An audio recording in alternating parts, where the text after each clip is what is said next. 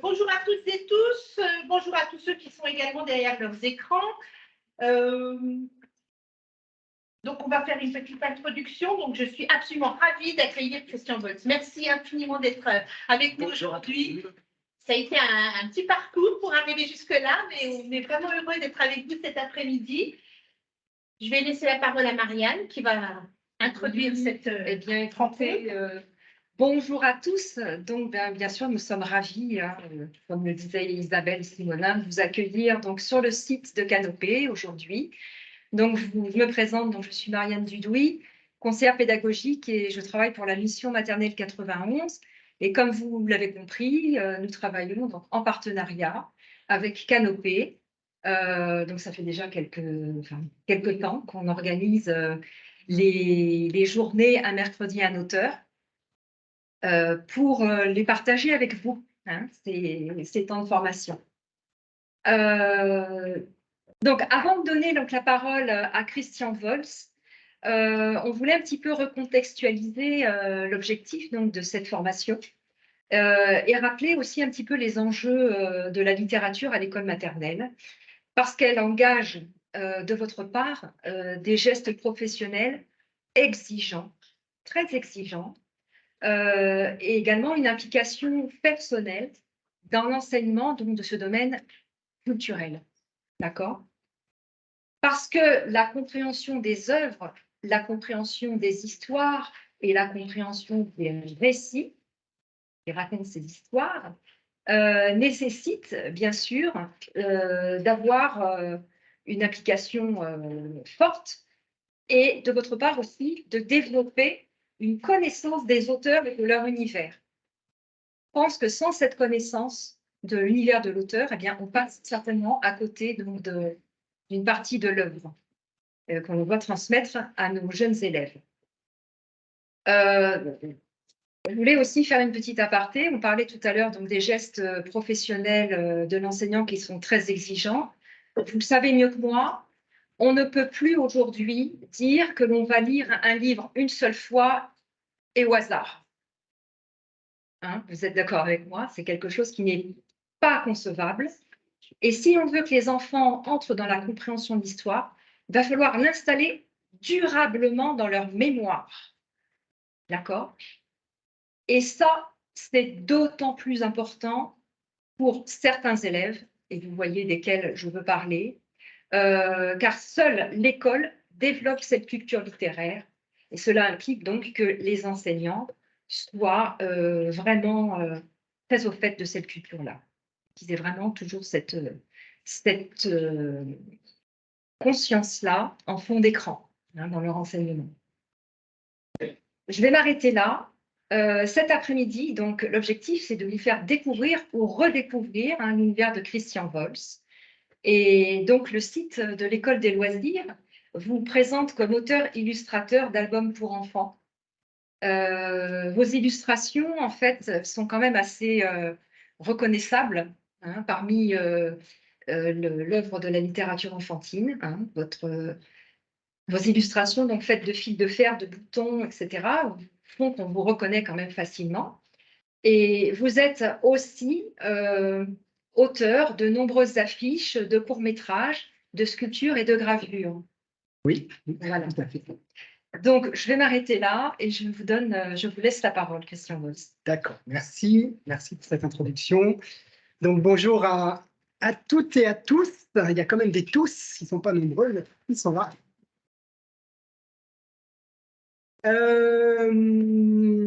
Merci à Canopé, à toute l'équipe de Canopé, merci à la DEN d'avoir œuvré pour que ce projet se fasse. Ça n'a pas été sans mal, mais voilà, on y est, et même le RERD m'a mis des bâtons dans les roues, mais finalement, j'ai quand même réussi à être là à l'heure. Alors, la première chose que je voulais vous dire, eh bien, c'est que je vais m'appuyer aujourd'hui sur un livre que vous connaissez peut-être, qui s'appelle « Toujours rien », que j'ai écrit il y a presque 30 ans, pas tout à fait. Et si ce livre est toujours là aujourd'hui, eh ben, c'est bien grâce à vous c'est bien grâce au travail des enseignants et des bibliothécaires qui le font vivre. Hein. En France, on a la chance d'avoir une littérature de jeunesse extrêmement riche, extrêmement prolifique, extrêmement créative. Mais ça veut dire que les livres ont beaucoup de mal à rester parce que les nouveautés les chassent au fur et à mesure. Et si les livres sont toujours au catalogue presque 30 ans plus tard, eh bien c'est bien parce que vous les faites vivre dans les classes. Donc soyez-en chaleureusement remerciés. Alors, est-ce que vous pourriez, pour les gens qui sont derrière leur caméra, vous pousser devant les micros, mettre devant les micros? Parce que là, en fait, ils vous voient derrière le pied de caméra. D'accord, mais je vais être obligé d'aller là quand même. Hein. Et après, il mettra notre caméra. Ok. Merci. Donc, ce que je vous propose cet après-midi, c'est une après-midi en 2 temps. Dans un premier temps, je vais vous parler de mon travail, hein, c'est-à-dire je vais détailler les différentes étapes de la création d'un livre tel que moi je la pratique. Et puis, dans un deuxième temps, je vais vous parler de comment animer un atelier en classe avec les enfants pour travailler avec des objets et travailler un peu à ma manière. Voilà. Je vais vous montrer un petit peu comment moi je procède. Je vais vous donner quelques clés pour ne pas être face à des problématiques quand vous êtes avec le groupe. Et puis, alors je ne suis pas pédagogue, hein, mais j'ai quand même un tout petit peu d'expérience pour mener des ateliers avec des enfants et avec des adultes. Donc, il y a des trucs que j'ai quand même appris au cours du temps et je vais vous montrer quelques exemples de réalisations qui ont été faites par des enseignants et qu'on m'envoie au fur et à mesure. Alors, je vous encourage à ne pas hésiter à me couper ou à lever la main si vous avez une question, si ce n'est pas clair ce que je suis en train de dire, si vous voulez des précisions, si vous voulez poser une question, parce que moi, je vais parler, je vais dérouler un peu mon exposé, donc n'hésitez pas si vous voulez plus de précision ou bien s'il y a des choses qui ne sont pas claires. Voilà. Pour l'instant, c'est OK. Eh ben, alors, allons-y. Donc, ce que je vous propose, c'est le déroulé. Comment ça se passe? Comment ça se passe pour faire un livre? Alors, pour moi, ça démarre toujours de la même façon. Écrire un livre, enfin, faire un livre, c'est toujours une histoire en premier. C'est-à-dire que je connais des auteurs illustrateurs, il y en a même des très connus comme Miyazaki, par exemple, qui inventent des personnages et puis qui vont tourner autour de ce personnage et puis leur inventer une vie, leur inventer des amis, et puis comme ça, leur histoire va se construire petit à petit. Pour moi, c'est toujours du texte. Donc, c'est à l'envers. Alors, je ne vois pas. Voilà. Là, c'est bon. Est-ce que vous voyez là? Ah. Alors, attention, l'écran là. Normalement, vous devriez voir. Alors, je vois, mais là, sur ce micro, c'est ça.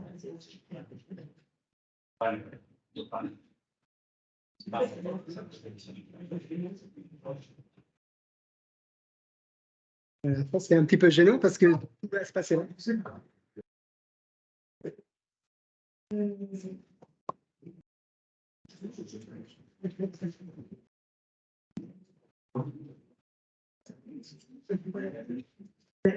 Pourquoi suis-je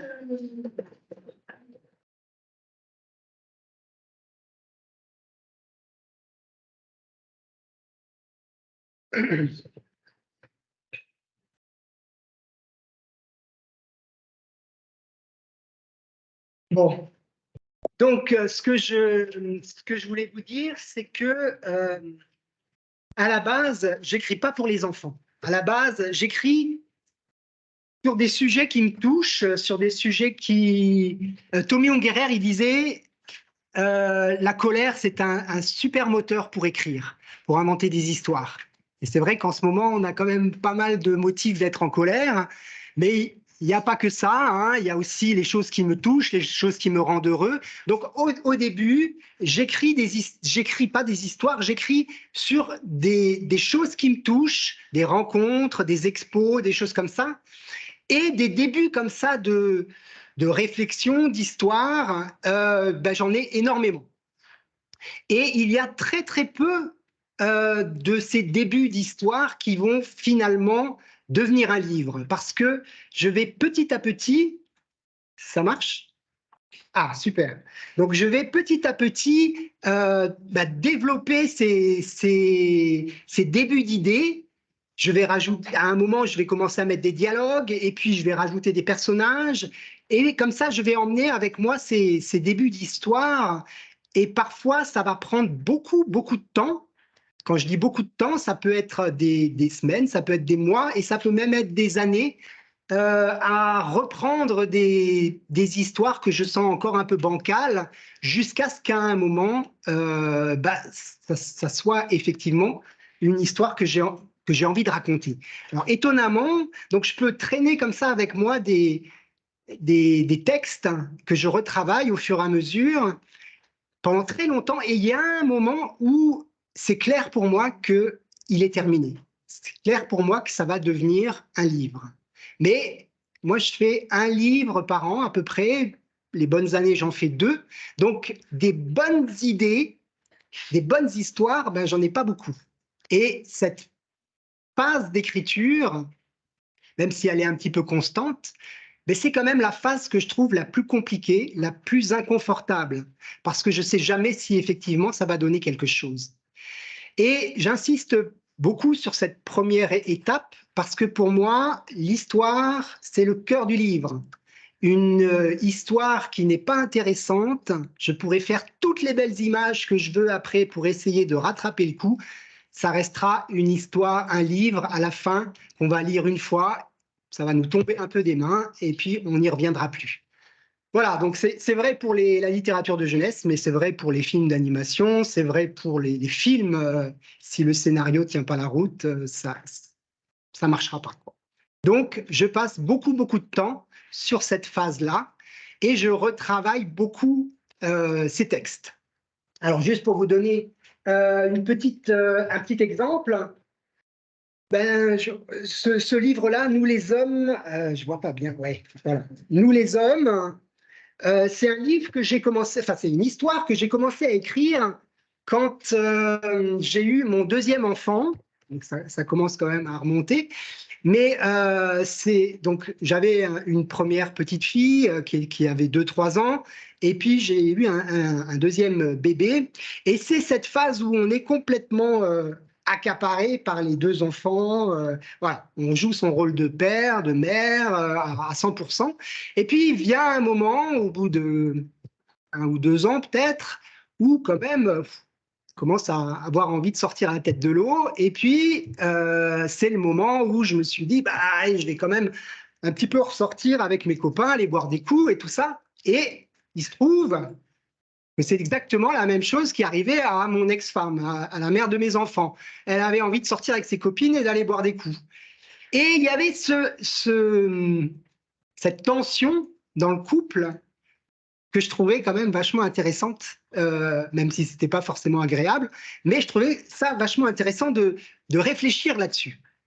Donc j'ai commencé à écrire, et puis j'ai effectivement écrit une histoire, fait à des crayonnés, enfin voilà, que j'ai présenté à un éditeur, et l'éditeur était OK. Et j'ai commencé à faire les illustrations, et en même temps que je commençais, il y avait quelque chose quand même qui me gênait, parce que je trouvais que cette tension qu'il y avait dans l'histoire entre cet homme, cette femme et puis l'enfant au milieu, je trouvais ça assez raide et ça correspondait pas vraiment à ce que j'avais envie de raconter. Donc j'ai dit à l'éditeur, on va se laisser un peu de temps, je vais retravailler l'histoire, et il m'a fallu encore 2 ou 3 ans à reprendre cette histoire pour finalement arriver à quelque chose qui soit beaucoup plus nuancé, qui parle plus du partage des tâches que de cette tension, mais voilà, qui correspond mieux à ce que j'avais envie de dire. Donc tout ça pour vous dire que ça peut être très très long pour moi d'écrire une histoire, même si au bout du compte, elle tient sur une demi-page, sur un demi A4, il aura fallu des années pour retravailler au fur et à mesure ce texte. Voilà. Alors ça, c'est la première étape et c'est l'étape la plus compliquée pour moi. Ensuite, l'étape suivante, ça va être de commencer à faire des petits croquis pour voir à quoi ressemblent les personnages qu'il y a dans cette histoire. Alors au début, c'est vraiment des choses très très jetées, que ce soit dans des carnets, que ce soit sur des feuilles volantes.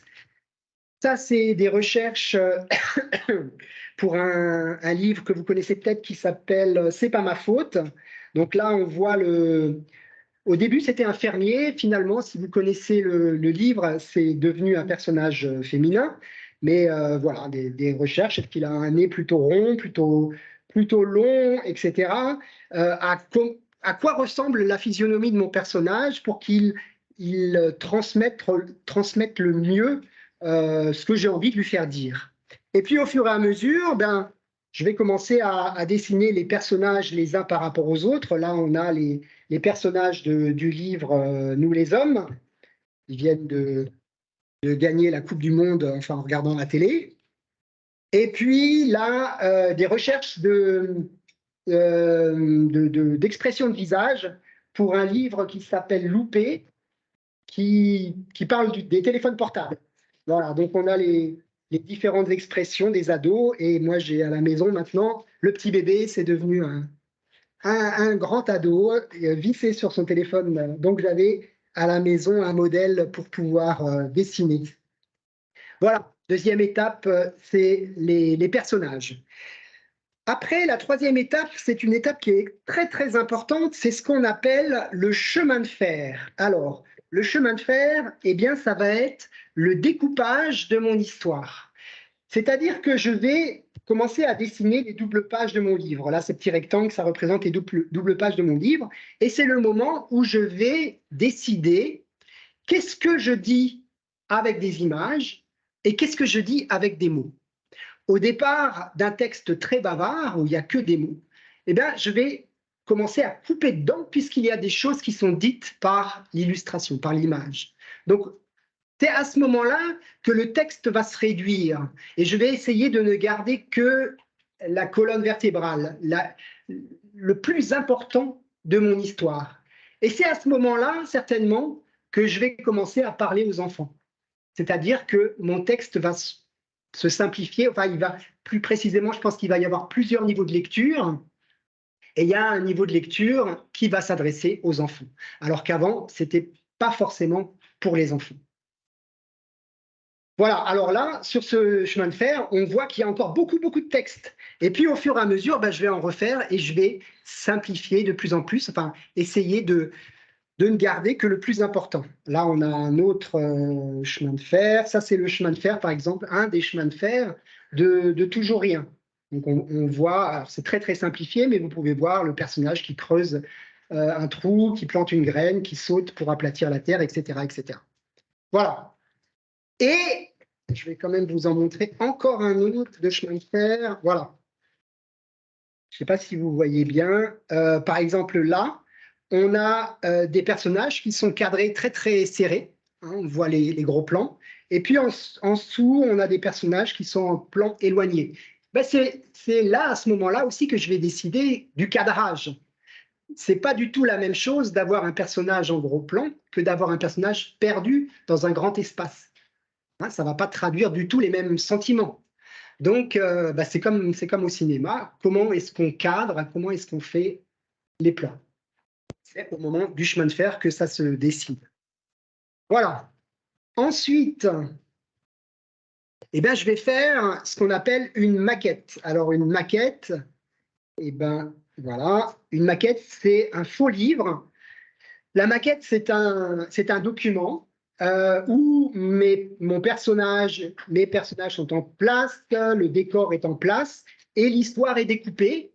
C'est le document qui va me servir à discuter avec un éditeur. Donc, en fait, c'est cette maquette que je vais envoyer à un ou plusieurs éditeurs. Alors, ça, c'est la maquette, je ne touche rien. C'est la première maquette que j'ai faite, que j'ai récupérée. Il faut savoir que, ça paraît complètement dingue, mais quand j'ai démarré, c'est-à-dire, je suis sorti des Arts Déco de Strasbourg en 1985, 15, quand même, en 1995, et il n'y avait pas d'Internet. Donc, pour trouver un éditeur, il fallait prendre son book, ses projets, monter à la capitale et puis rencontrer les directeurs artistiques des différentes maisons d'édition. Voilà, donc j'ai fait une paire de fois le trajet, et à l'époque, il n'y avait même pas de TGV, donc ça mettait 5 heures pour venir. Voilà, et donc moi, j'avais ce projet, et quand même, pour montrer à l'éditeur l'univers graphique tel que je l'imaginais, c'est-à-dire des illustrations faites à partir de fils de fer, d'objets, etc. J'avais fait une scène que j'avais fait photographier par un photographe professionnel pour avoir une bonne photo pour pouvoir leur montrer. Et j'ai fait à peu près toutes les maisons d'édition parisiennes pour montrer mon projet. Et je sentais bien que en tout cas, les gens étaient intéressés. Mais voilà, personne n'avait trop envie de prendre des risques à publier un livre fait en petits fils de fer pourris, en petits boulons récupérés, etc. En fait, voilà, je sentais qu'il y avait de l'intérêt et en même temps de la frilosité. Et quand j'étais aux Arts Déco, on parlait beaucoup d'une maison d'édition qui commençait à faire un peu fureur à ce moment-là, c'est les éditions du Rouergue. Alors en école d'art, on en parlait parce que c'était quand même un peu nouveau. D'abord, ils avaient un format très particulier, c'était des petits formats carrés, 17 cm sur 17 cm. Personne ne faisait ça, maintenant on en voit partout, mais à l'époque, des petits bouquins carrés comme ça, personne ne faisait ça. Et puis surtout, moi, ce qui m'intéressait, c'est que la ligne éditoriale de cette maison d'édition parlait autant aux adultes qu'aux enfants. Et ça, moi, j'ai vraiment l'impression, quand j'étais gamin, d'avoir été pris pour un imbécile. J'avais que des bouquins que je trouvais stupides. Alors, il n'y avait pas beaucoup de livres pour enfants à la maison, mais ceux qui y avaient, ils me tombaient des mains tellement. Je me souviens avoir lu Oui, oui, et je pense que ça m'a dégoûté pendant des années. Voilà. Et là, tout d'un coup, alors après, j'ai quand même trouvé des bouquins plus tard, notamment Tommy Ungerer, c'est un des premiers où je me suis dit, waouh, voilà, c'est quelqu'un qui prend pas les enfants pour des imbéciles. Et puis cette maison d'édition, le Rouergue, là où je trouvais que la ligne éditoriale était vachement intéressante. Ceci dit, on en parlait tellement comme d'une maison d'édition un peu mythique comme ça, que moi, j'avais juste pas le courage de leur proposer un projet, quoi. Je me suis dit, il faut que je commence à publier ailleurs et puis un jour, j'irai les voir. Et puis, comme de toute façon, je savais plus vers qui me tourner et que je n'arrivais pas à placer mon projet, je leur ai envoyé mon projet parce qu'eux n'étaient pas à Paris. Ils étaient au fin fond de l'Aveyron, à Rodez. Donc, voilà, j'ai envoyé ce projet avec une photo en espérant que ça puisse les intéresser. Et j'ai eu une réponse de Olivier Douzou. Olivier Douzou, c'est le directeur artistique, qui est toujours directeur artistique de cette maison d'édition, et qui m'a téléphoné 2 jours plus tard en me disant que j'avais fait une faute dans son nom, qu'il ne s'appelait pas Douzon, mais Douzou. Ça commençait bien. Mais je me suis dit quand même, s'il m'appelle, c'est peut-être pas que pour ça. Et effectivement, alors contrairement à ce que je pensais, c'est que cette maison d'édition, ils étaient tout petits. En fait, ils commençaient à peine. Et Olivier Douzou n'était pas du tout à la recherche de personnes qui avaient déjà publié plein de livres, mais au contraire de personnes un peu nouvelles qui avaient des styles graphiques, des styles de narration un peu différents. Et donc, il était tout à fait partant pour ce projet. Et en fait, j'ai eu beaucoup de chance parce que je suis tombé vraiment au bon moment, trouver un éditeur avec qui ça a vraiment fonctionné. Et c'est pourquoi je suis encore aujourd'hui, 25 ans plus tard, je suis encore, c'est quand même encore mon éditeur de prédilection et celui à qui je propose mes projets en premier. Même sur des projets difficiles, il y a certains projets, on sait très bien que ce ne seront jamais des succès commerciaux parce que les thématiques sont complexes. Bon, voilà. Le ROER m'a toujours suivi. Ils étaient toujours OK pour prendre des risques. Donc, moi, je suis vraiment très, très reconnaissant à cet éditeur de m'avoir d'abord mis le pied à l'étrier, et puis sur mon premier bouquin, et puis de m'avoir toujours suivi sur des projets pas forcément simples. Voilà, mais je me suis rendu compte quand même, parce que après j'ai quand même travaillé avec d'autres éditeurs, je me suis rendu compte que j'ai été assez mal éduqué par Olivier Doudou parce qu'il m'a toujours fait énormément confiance. Donc en fait, quand je lui ai proposé ce projet de Toujours Rien, là, on a eu une seule discussion, c'est que pour ceux qui le connaissent, c'est que sur la page où la graine sort de terre, moi j'avais mis du texte, et il m'a dit, est-ce que c'est vraiment nécessaire de mettre du texte? Et bon, non, c'était pas nécessaire, et c'était même beaucoup plus fort de ne pas avoir de texte. Ça se suffisait vraiment à soi-même. Donc voilà, le rôle de l'éditeur, c'est vraiment de tirer le livre vers le haut. Et des fois, j'ai travaillé avec des éditeurs où j'étais très très surpris parce que tout d'un coup, ils se mettaient à pinailler sur des détails de l'illustration, et j'avais pas du tout l'habitude. Alors, quand j'ai passé plusieurs années à écrire un texte, c'est pas que je veux pas changer, mais bon, il va falloir quand même être assez convaincant. Voilà. Donc en fait, bon, maintenant, c'est sûr, j'ai fait beaucoup de livres, c'est un petit peu plus facile pour moi de tenir tête, ou en tout cas de savoir ce que je veux.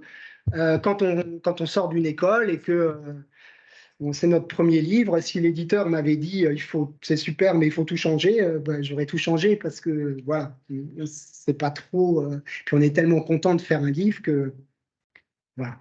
Euh, mais voilà, c'est pour un petit peu expliquer ce rapport avec la maison d'édition, mais qui est quand même en général un rapport qui est constructif et qui permet vraiment de. C'est mon premier lecteur, hein. Moi, je suis un petit peu barré dans mon truc, dans mon histoire, etc.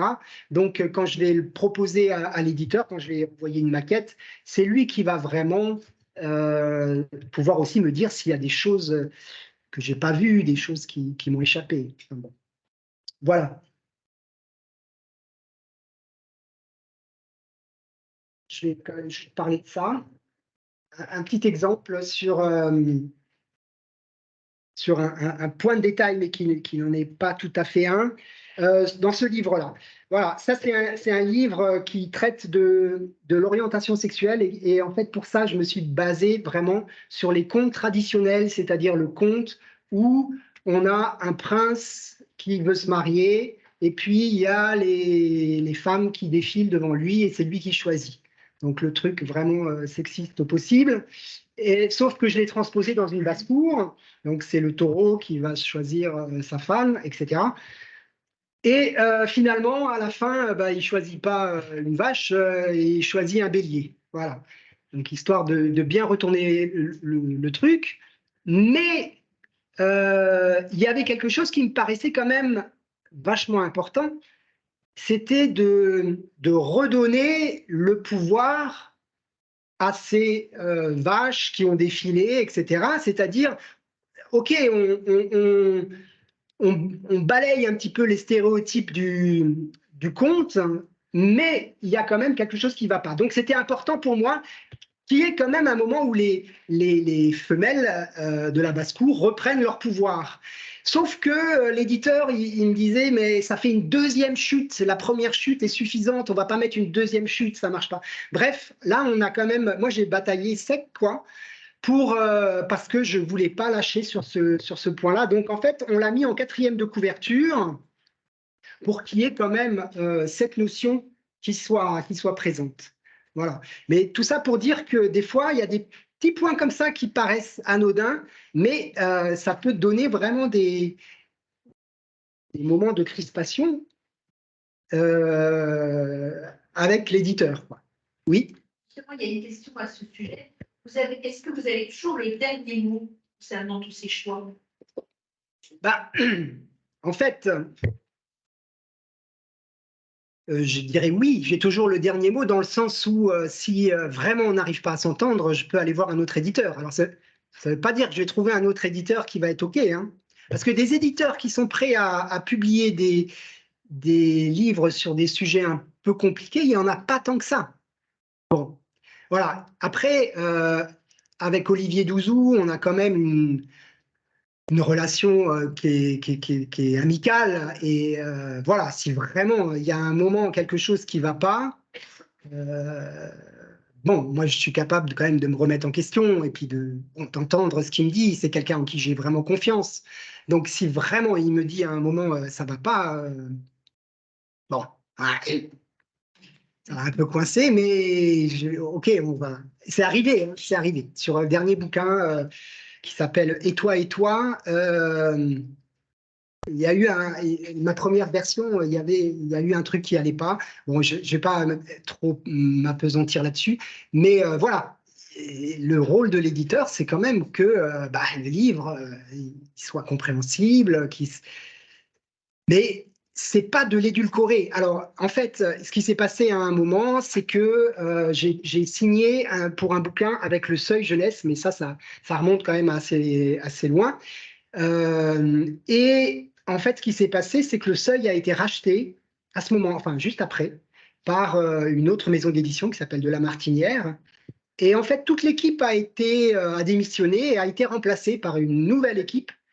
Et là, je me suis rendu compte qu'effectivement, on pouvait vraiment ne plus parler le même langage. C'est-à-dire qu'on peut se retrouver face à des éditeurs qui ont vraiment comme seule motivation, c'est l'aspect commercial, que le livre se vende, donc qu'il soit le plus consensuel possible. Et à l'époque, c'était un livre qui parlait de la mort. Donc, autant dire que là, le problème, c'est que le livre, il avait été signé, donc il ne pouvait plus revenir en arrière. Ceci dit, ça a été très, très compliqué, là, pour moi, d'aller au bout de ce projet. C'est un livre qui s'appelle Une forêt blanche et noire et qui n'est plus édité. Il a été tellement mal défendu que, bon, au bout d'un moment, ça s'est arrêté. Mais je regrette finalement de l'avoir fait avec cet éditeur-là parce que on ne parlait pas le même langage, quoi. Et bon, c'était pas une bonne idée de le faire avec eux. Voilà. D'où l'importance de bien choisir l'éditeur avec lequel on va travailler. Voilà. Alors,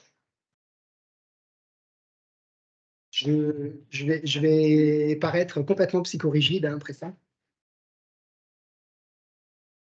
Une fois que l'éditeur est OK, on va signer un contrat et l'éditeur va me verser ce qu'on appelle un avaloir. C'est donc de l'argent qui m'est attribué, quelle que soit l'issue du livre, même si à un moment le livre ne se fait pas, enfin, pas si moi je n'arrive pas au bout, et si l'éditeur à un moment ne peut pas le faire ou ne décide finalement de ne pas le faire, cet avaloir me sera acquis pour que j'ai du temps pour faire les illustrations. Donc vous voyez que pour l'instant, on n'a pas parlé de fil de fer, de boulons, d'objets, d'objets de récupération. Pour l'instant, c'était uniquement du travail de recherche, de croquis, d'écriture.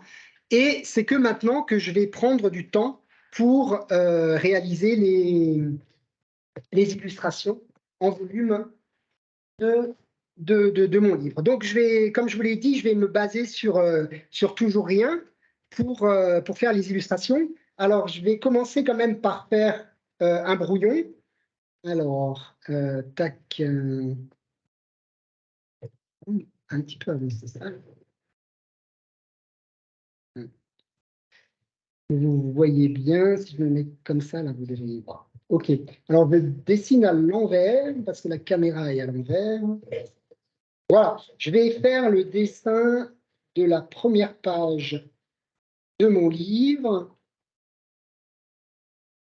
Quand Monsieur Louis va dans son jardin pour creuser un trou énorme dans la terre. Là, vous le voyez droit, hein, on est bien d'accord. C'est bien. OK.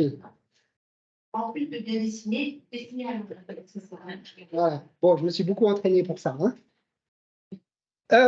Donc, sur la première page, Monsieur Louis a dans sa main une fourche bêche pour creuser un grand trou dans la terre et on va faire le jardin de Monsieur Louis. C'est pas compliqué de faire un jardin. Hop, voilà. Il a posé le tas de terre à côté. Et puis, alors moi, j'ai passé mon enfance pas à lire des bouquins parce que je trouvais ça pas très intéressant, mais à courir dans la campagne pour observer les petites bêtes, les oiseaux, les batraciens, les insectes. Donc là, moi, j'adore les petites bêtes, donc j'en mets toujours dans mes illustrations. Voilà. Donc ça, c'est le brouillon de la première page de mon livre. Alors, maintenant, je vais poser mon stylo et je vais pouvoir passer à la réalisation. Je vais ramener un petit bout de mon atelier. Je vais ramener aussi des outils. Je vais vous montrer avec quelle pince je travaille. 4 pinces. Voilà. Alors, on va voir à quoi elles servent, ces pinces. Pour animer un atelier, vous n'aurez besoin que de la pince coupante. Les autres, elles sont superflues, mais je vais quand même vous les montrer. Donc, la pince coupante. Deuxième, c'est une pince à bec rond qui va servir à faire tout ce qui sera arrondi, les petites boucles. En fait, je ne vois pas bien ce que je fais. Mais... Ouais, vous me dites si je ne suis pas dans le cadre. OK. La troisième pince, c'est une pince qui est plate, qui va servir à aplatir, à enlever les bosses qu'il y a dans le fil de fer, etc. Voilà, la petite boucle tout écrasée. Et puis, c'est une pince qui a un angle qui va servir donc aussi à faire tout ce qui sera anguleux, des carrés, des rectangles, des triangles, etc. Tout ce qui a un angle, c'est avec cette pince-là. Et la pince à épiler qui va servir à mettre en place les petits objets beaucoup plus précisément qu'avec mes gros dos. Voilà, alors en fait, on va démarrer. Et pour démarrer, on va faire la tête de Monsieur Louis. Alors, vous voyez, j'ai un dessin. Après, je vais vous parler de l'atelier à animer avec des enfants. Le dessin, il est hyper important parce que le dessin, il va vraiment me servir de modèle. Pour ça, pour faire la tête de Monsieur Louis, je vais me servir de ce modèle. Je vais poser le fil de fer sur son nez. Et puis, je vais tout simplement tourner, hop, tordre le fil de fer. Voilà, on a le nez de Monsieur Louis. Puis, je vais faire toute sa tête d'un coup. Alors, je vais suivre tranquillement la tête. Je vais prendre la pince à bec rond, hop, pour faire la petite oreille. Et puis, je vais fermer la tête et tout simplement couper ce qui dépasse. Et voilà, on a la tête de Monsieur Louis. Alors, on va la poser sur une feuille.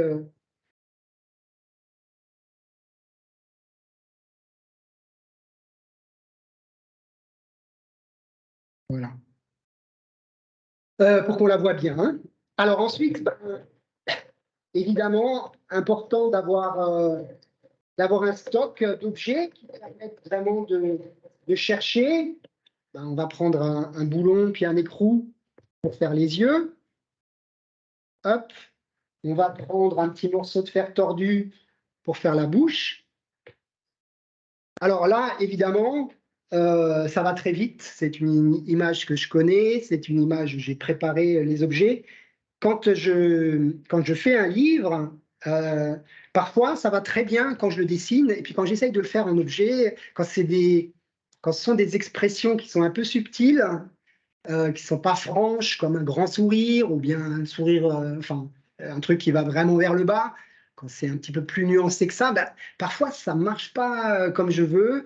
Et je passe beaucoup, beaucoup de temps à chercher les objets, à essayer de changer les yeux pour voir où est-ce que ça coince, pourquoi est-ce que le personnage ne traduit pas l'expression que je voudrais. Et donc, je passe beaucoup de temps justement pour arriver à des expressions qui sont justes, quoi. Tout ça pour dire que là, vous avez l'impression que ça va très vite, mais des fois, c'est vraiment fastidieux.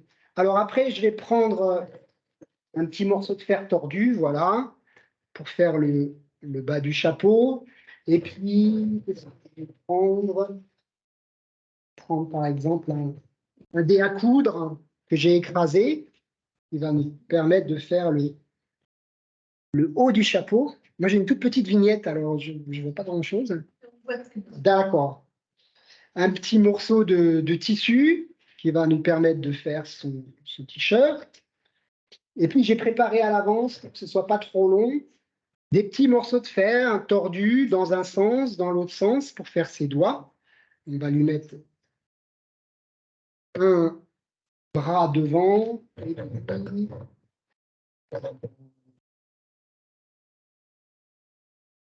derrière. Hop. Et pareil pour les pieds, je les ai préparés à l'avance. J'ai simplement utilisé du fil de fer électrique pour mettre un petit peu de couleur.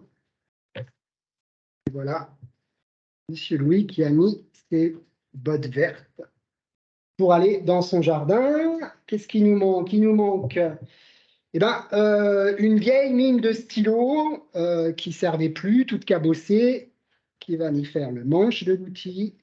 Et puis, pareil, une fourchette à 3 dents, toute cabossée, qui va nous permettre de faire la fourche bêche. Donc, vous voyez, l'idée, ce n'est pas d'utiliser des vieux objets, des beaux objets, c'est d'utiliser vraiment des objets de rebut qui vraiment n'ont plus aucune fonction. C'est vraiment des objets qui sont prêts à jeter à la poubelle, mais ce sont des objets qui sont très, très simples.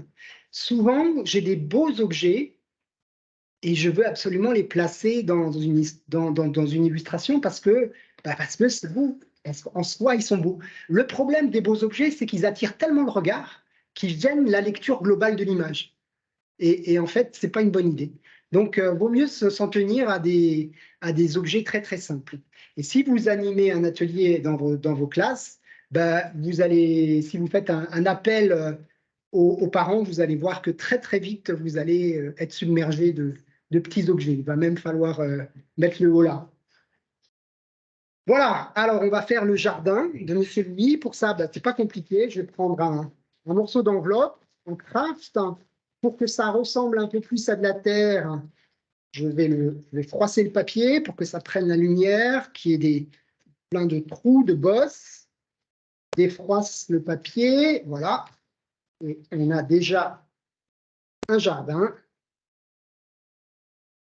Et puis, je vais tout simplement déchirer, faire le trou. Et on va poser le tas de terre à côté. Voilà. Et on n'a plus que la petite coccinelle. Elle est là. Alors, pareil, hein, elle est fabriquée avec du fil de fer très fin. Et là, j'ai la petite pince à épiler pour lui mettre des petites perles qui vont servir à faire ses yeux et ses points. Alors, à force, ces petites perles, elles roulent et je les perds. C'est bon. Et voilà la coccinelle qui a 3 ans. Voilà. Donc, on a la première page du livre. Alors, je vais vous parler du... Non. Voilà, la première page du livre. On va faire la deuxième page du livre. La deuxième page du livre, ça va être très simple. Comme les choses sont simplement posées, pas collées, parce que si j'avais collé Monsieur Louis, il faudrait que je retrouve, déjà que je refasse une tête, il faudrait que je retrouve exactement les mêmes yeux, exactement le même dé à coudre, etc., etc. Et pour la 10e page, eh ben, je vais peut-être avoir du mal à trouver ces objets. Donc, le plus simple, c'est simplement de poser les choses et puis de modifier les attitudes, les expressions pour la suite. Donc, sur la 2e page, M. Louis n'a plus besoin de sa fourche bêche. Par contre, on va prendre une graine. Alors, j'en avais une grosse graine pleine de promesses. Hop, et il va la mettre au fond du trou. Et puis ensuite, M. Louis va boucher le trou. Et pour que la terre soit bien aplatie, il va sauter dessus. Alors, comme M. Louis n'est pas collé, on va faire sauter son chapeau, sa tête, ses yeux, son corps et ses mains. Et voilà, il fait un grand écart en l'air. Et on va même mettre un petit ressort là. Hop, le voilà qui saute. Et vous voyez, on est déjà presque dans une logique de film d'animation là. C'est-à-dire que c'est un peu les images clés. Alors, pour faire un film d'animation, évidemment, il faut faire, entre guillemets, simplement toutes les images intermédiaires. C'est un énorme travail. Mais c'est une technique qui se prête très bien au film d'animation image par image parce qu'on peut bouger chaque petit objet de quelques millimètres. Oui. Alors, en effet, il y a une question à ce sujet. Donc, vous n'utilisez absolument pas de colle? Non, absolument pas. Ce qui veut dire, ce qui veut dire que je n'ai pas d'originaux, mais j'y reviendrai à la fin. Hein, quand on aura terminé, je reviendrai là-dessus. Donc, en fait, quand je fais un livre, voilà comment ça se présente. Ça brille peut-être, non, ça va. En fait, là, ce sont les pages. Alors ça, c'est un livre qui m'a demandé beaucoup de travail. C'est le livre Heureux, où il y a les défilés justement des vaches, des chèvres, etc., etc. Donc, où il y a plein de pages. Ça, toutes ces pages sont posées sur le sol de mon atelier. Et moi, ça me permet aussi de voir s'il y a une cohérence dans les couleurs. Hein? Donc ça, les pages sont prêtes. Si on regarde de près, alors je ne sais pas si vous le voyez, si on regarde de près, on voit que certaines pages sont incomplètes, mais parce que je vais récupérer des éléments des premières pages, je vais les récupérer pour les pages suivantes. Hein? En fait, là, c'est en attente du photographe. Alors, voilà le photographe au travail. Alors là, on voit, ce photographe s'appelle Jean-Louis S. C'est le photographe qui m'avait fait la première photo quand j'étais à la recherche d'un éditeur. En fait, moi, je sortais j'étais étudiant, j'avais pas de sous, et je suis allé un peu au culot voir ce monsieur qu'on m'avait recommandé en lui disant, voilà, j'aimerais bien une belle et grande photo, pas trop chère, pour que je puisse montrer aux éditeurs. Et si le livre se fait, ça sera vous qui ferez les photos. Alors, je ne sais pas s'il m'a cru, mais en tout cas, toujours est-il qu'il a fait la photo gratuitement. Et c'est lui qui a fait les photos de pratiquement tous mes livres, de toutes mes affiches, etc. etc. Donc, c'est vraiment devenu un complice et un ami. Alors là, on le voit en train de travailler avec un gros appareil photo qui paraît d'un ancien temps, c'est le cas. Ça s'appelle une chambre noire. Cette chambre noire, ça permettait de faire des grands positifs, comme des grandes diapositives qu'on appelle des hectachromes. Et en fait, ces hectachromes, ce sont des photos de très très bonne qualité, ce qui nous permettait après de les agrandir, de les scanner et de les agrandir sans perdre trop de qualité pour arriver jusqu'à la taille des pages du livre. Donc en fait, le travail du photographe, eh bien, c'est la mise en lumière des scènes que je vais faire sous son appareil photo. Et son travail est très très important parce que moi j'ai cru au début que je pouvais très bien me passer d'un photographe. Voilà, je pensais que je savais faire ça.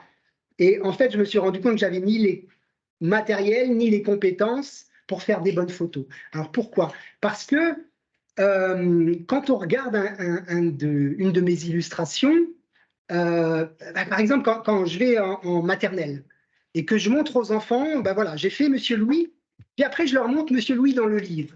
Et je leur dis, vous voyez, Monsieur Louis, il est fait avec du fil de fer, avec une fourchette, avec du papier froissé. Mais comment j'ai fait pour mettre Monsieur Louis dans le livre?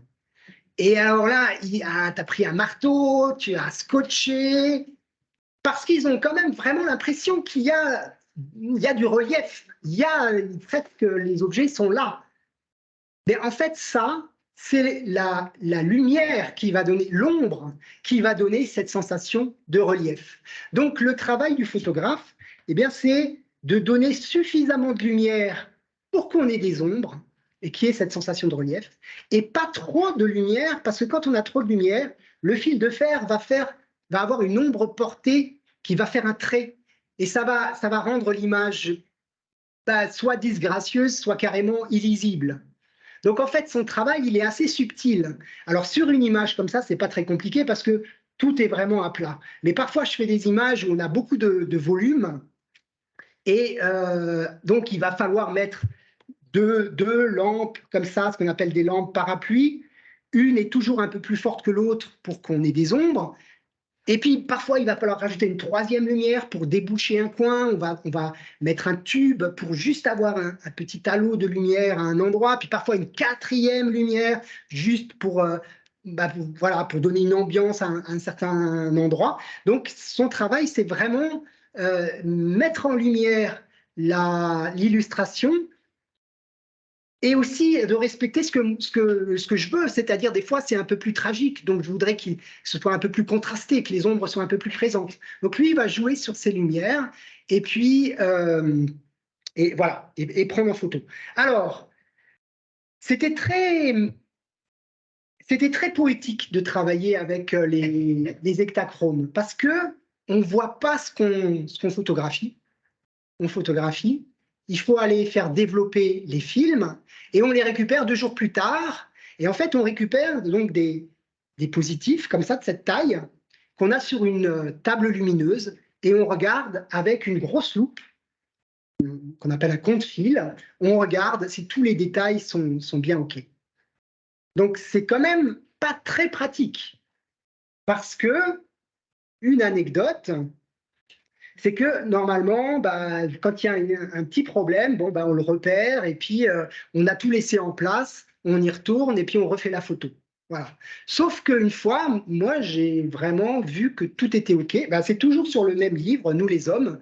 Il m'avait déjà donné un petit peu de fil à retordre, c'est le cas de le dire sur l'écriture de l'histoire. Et on a pris en photo toutes les photos, les unes après les autres. Et moi, je les ai envoyées à l'éditeur. Voilà, tout va bien. Et à ce moment-là, à un moment, moi, je démonte tout. Et tout retourne dans des boîtes pour le prochain livre. Sauf que l'éditeur, quelque temps après, il m'appelle et il me dit, il y a un problème sur 5 images. Il y a un problème, c'est qu'il y a 5 images qui sont floues.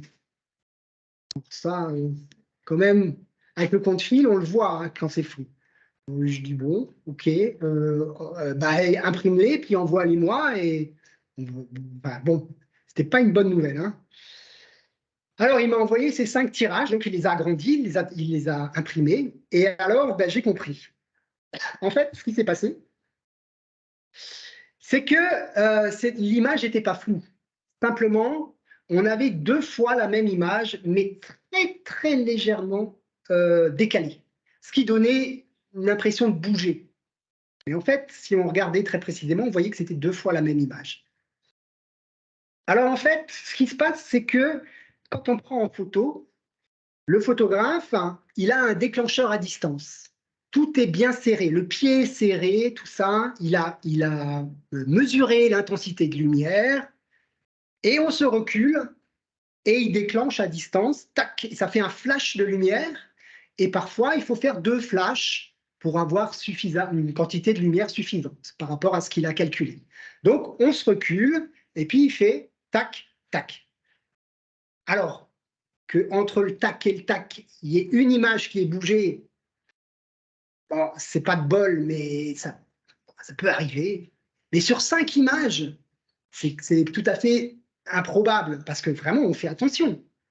Et en fait, on ne comprenait pas avec le photographe, et il n'y a qu'une seule explication, c'est que en Alsace, on est sur une faille sismique, et que ça bouge de temps en temps, un tout petit peu, imperceptiblement, mais suffisamment pour que ça fasse même pas un demi-millimètre de différence. et que ça se voit sur la photo. Donc, là, je me suis dit, si on commence à me mettre des bâtons dans les roues comme ça va être compliqué. Et donc, alors ça a été une très mauvaise nouvelle parce qu'il a fallu que je refasse les illustrations, mais que je retrouve les objets que j'avais mis dans les boîtes pour refaire, puisqu'on avait déjà toutes les autres images, il a fallu refaire exactement les mêmes personnages et retrouver toutes les images. Oui. Là. La caméra pour parler. Mais par contre, j'en profite, puisque vous modifiez toujours vos créations au fur et à mesure des pages, le photographe donc, est-il toujours avec vous? En fait, le photographe, il vient pour une journée et dans cette journée, c'est-à-dire qu'il ne va pas prendre une photo et une photo, il vient quand tout est prêt, quand tout est là comme ça. J'ai vraiment tout vérifié, j'ai refait chaque image, je les ai préparées, je les ai numérotées, je sais laquelle va être l'ordre chronologique des photos, qui n'est pas du tout l'ordre du livre, hein, mais c'est le plus logique, avec tous les fonds qui sont les mêmes, etc. Et il va venir une journée et moi je vais refaire chaque scène l'une après l'autre et il va les photographier à la suite l'une après l'autre. Mais maintenant, on travaille toujours avec les lampes parapluies, mais il travaille en numérique. Le numérique, à l'époque, c'était vraiment de qualité qui n'était pas suffisante. Et maintenant, le numérique a fait tellement de progrès qu'on ne voit plus du tout la différence. Donc ça nous permet de prendre les photos en direct, de voir tout de suite s'il y a un tremblement de terre ou pas. Ce qui simplifie quand même sérieusement la vie. Donc, et en plus, on n'a plus besoin de scanner les images, on les a directement en fichier numérique. Donc voilà, ça simplifie quand même beaucoup les choses. Voilà. Donc, une fois que toutes ces photos sont prises, je les envoie à l'éditeur. Et là, je vais travailler en collaboration avec un graphiste. Moi, je n'ai pas de formation de graphiste. Donc, je vais travailler sur le choix de la typographie. Alors, évidemment, je vous ai montré avant dans mes maquettes, j'ai déjà réfléchi un petit peu à comment va se placer le texte, etc. Mais on va encore avoir des discussions avec le graphiste pour le choix de la typographie, pour la mise en page, etc. etc. Je vais parler de ça aussi. Par exemple, quand le fond et la forme se rejoignent, dans Toujours Rien, par exemple, quand voilà, il y a des choses assez simples, hein, mais qui peuvent être assez intéressantes de travailler avec les enfants, avec les grands. Quand énorme est écrit en très gros, quand il saute sur la terre pour la tasser, on a les mots, je ne sais pas si vous voyez bien, hein, c'est écrit en gras, ça se tasse. Quand il arrose, on a les phrases, les mots qui partent de côté comme si ça sortait de la paume d'un arrosoir. Quand il s'énerve, c'est écrit en très gros, en rouge, le rouge qui est la couleur de la colère, enfin bref. Voilà, comment est-ce qu'on peut jouer avec la taille, la couleur, etc., la forme des mots pour que le fond et la forme se rejoignent. Là, je vais encore vous montrer des recherches, par exemple, de couverture, de mise en page différentes. Un bouquin qui s'appelle « Il est où ?» Et puis, à la fin, quand on se sera mis d'accord, l'éditeur va m'envoyer ce qu'on appelle un BAT, un bon à tirer. C'est un tirage du livre de qualité égale à ce que ça va être une fois que ça sera imprimé. Donc c'est le dernier moment où moi je peux dire sur cette page j'aimerais que on bouge un peu le texte sur la droite, que cette page est trop contrastée, il faudrait enlever un peu de noir, etc., etc. Et à un moment quand c'est OK, je signe le BAT, ça veut dire que moi je dis pour moi il n'y a plus de changement. Donc il y a une personne de la maison d'édition qui va partir chez l'imprimeur avec ce BAT et l'imprimeur va sortir des feuilles, ce qu'on appelle des bonnes feuilles, des premiers tirages, et lui va faire la comparaison entre le BAT et ce qui est tiré sur ces feuilles. Alors, c'est le dernier moment où lui peut encore changer des choses. Donc, l'impression se fait en 4 couleurs. C'est la quadrichromie, le magenta, le cyan, le jaune et le noir. Et ces 4 couleurs permettent d'avoir toute la gamme chromatique. Alors, je vais vous montrer.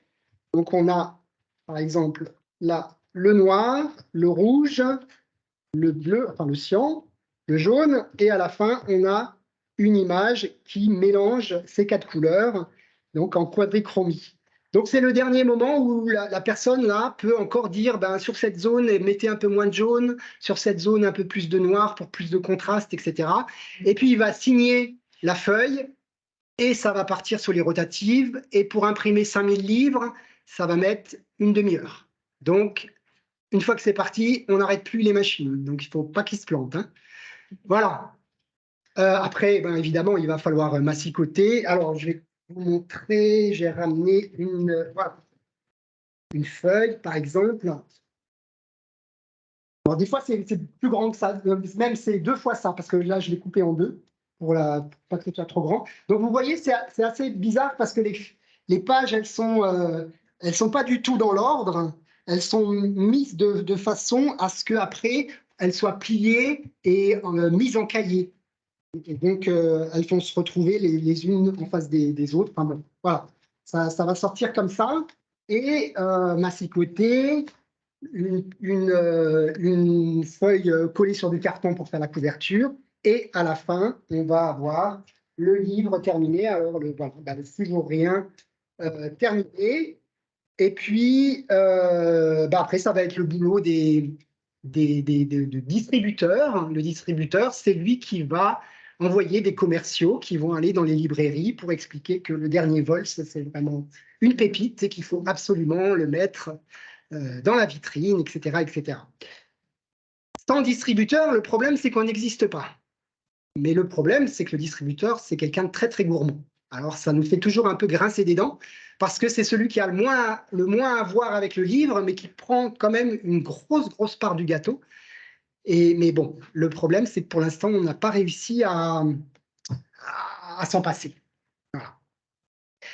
Et puis, alors, des fois, ce qui arrive par la suite, ben, le livre va complètement m'échapper, et puis je vais recevoir des trucs assez... alors là, je ne vois plus rien, moi. C'est toujours bon?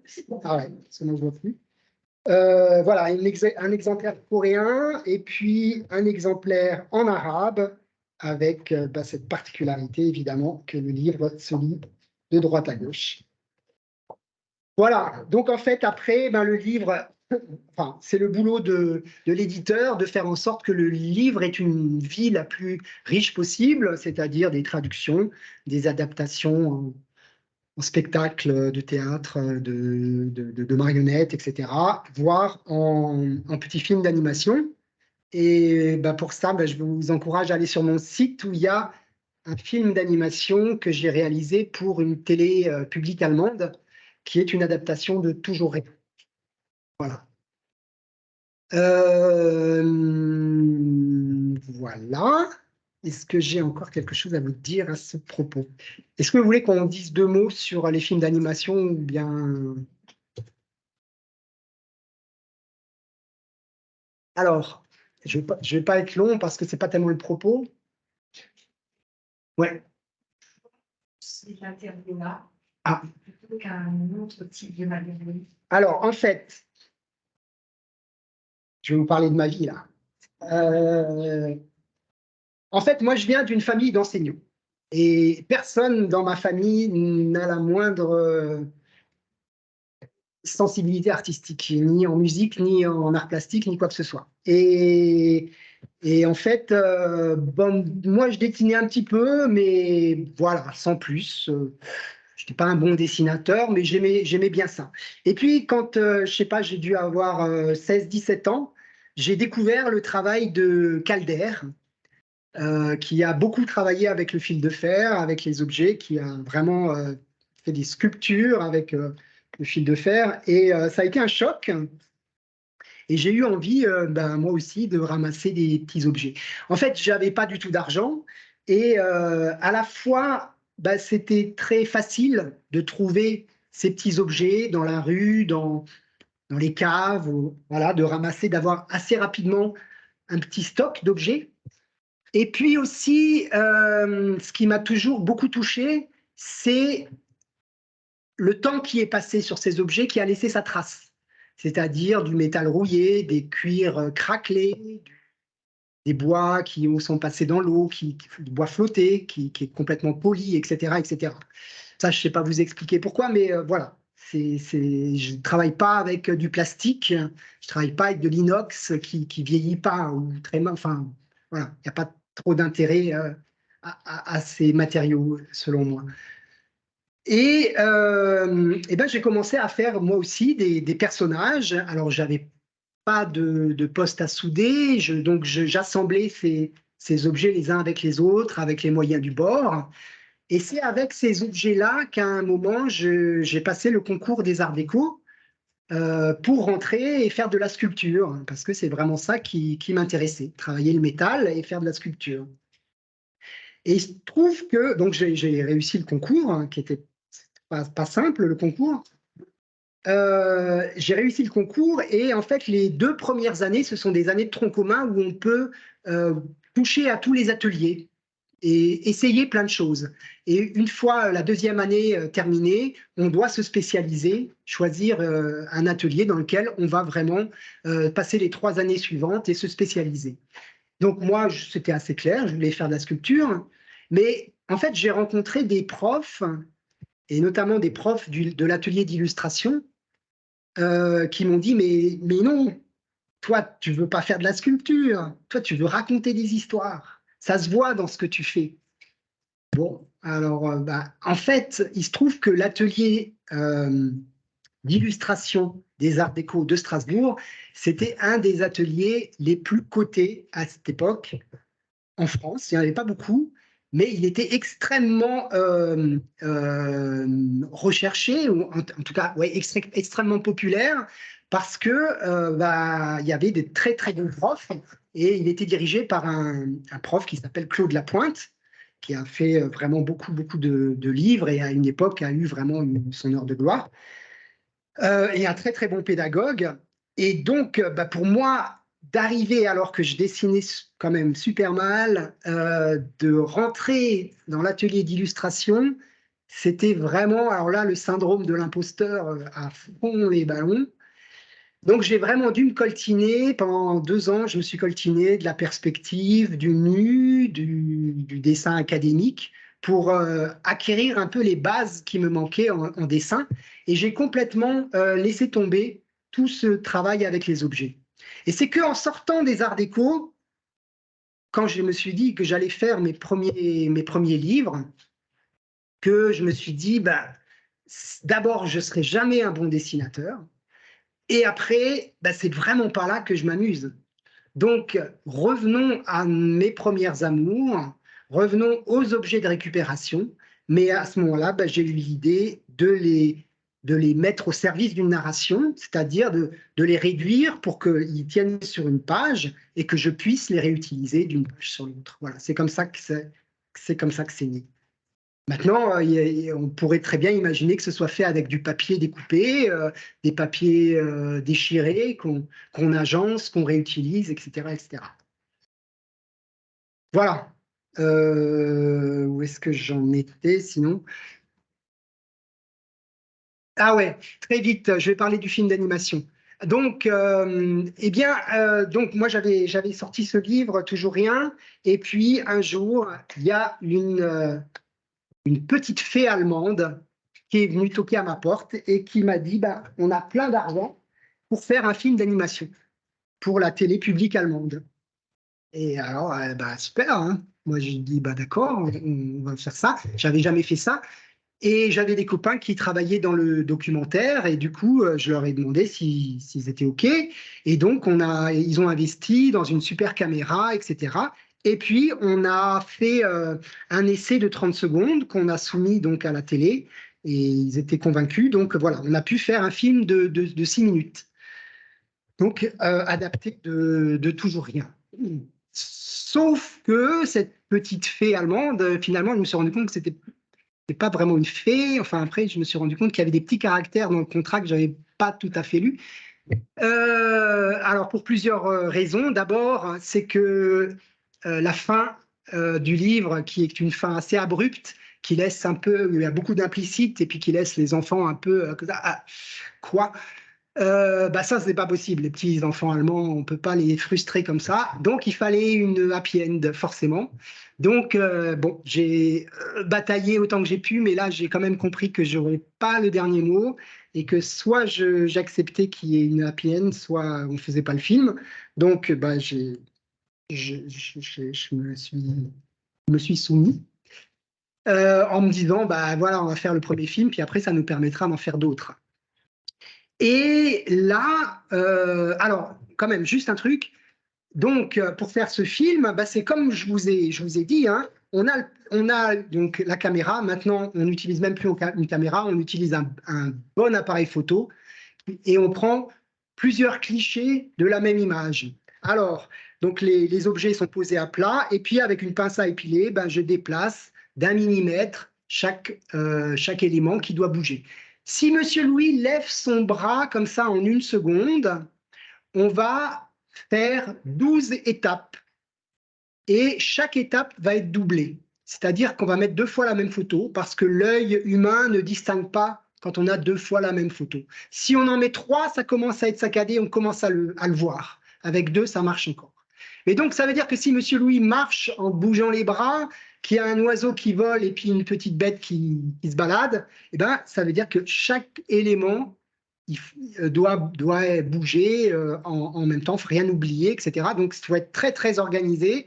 Alors, moi, avec le caméraman, on était reliés par la caméra, et puis on était enfermés dans un placard avec les lampes, et puis surtout personne qui nous distrait, parce que c'est plusieurs heures pour faire une scène, quoi. Et puis à la fin, quand on la passe, on se rend compte que au beau milieu de la scène, il y a la pince à épiler qui traîne au milieu et que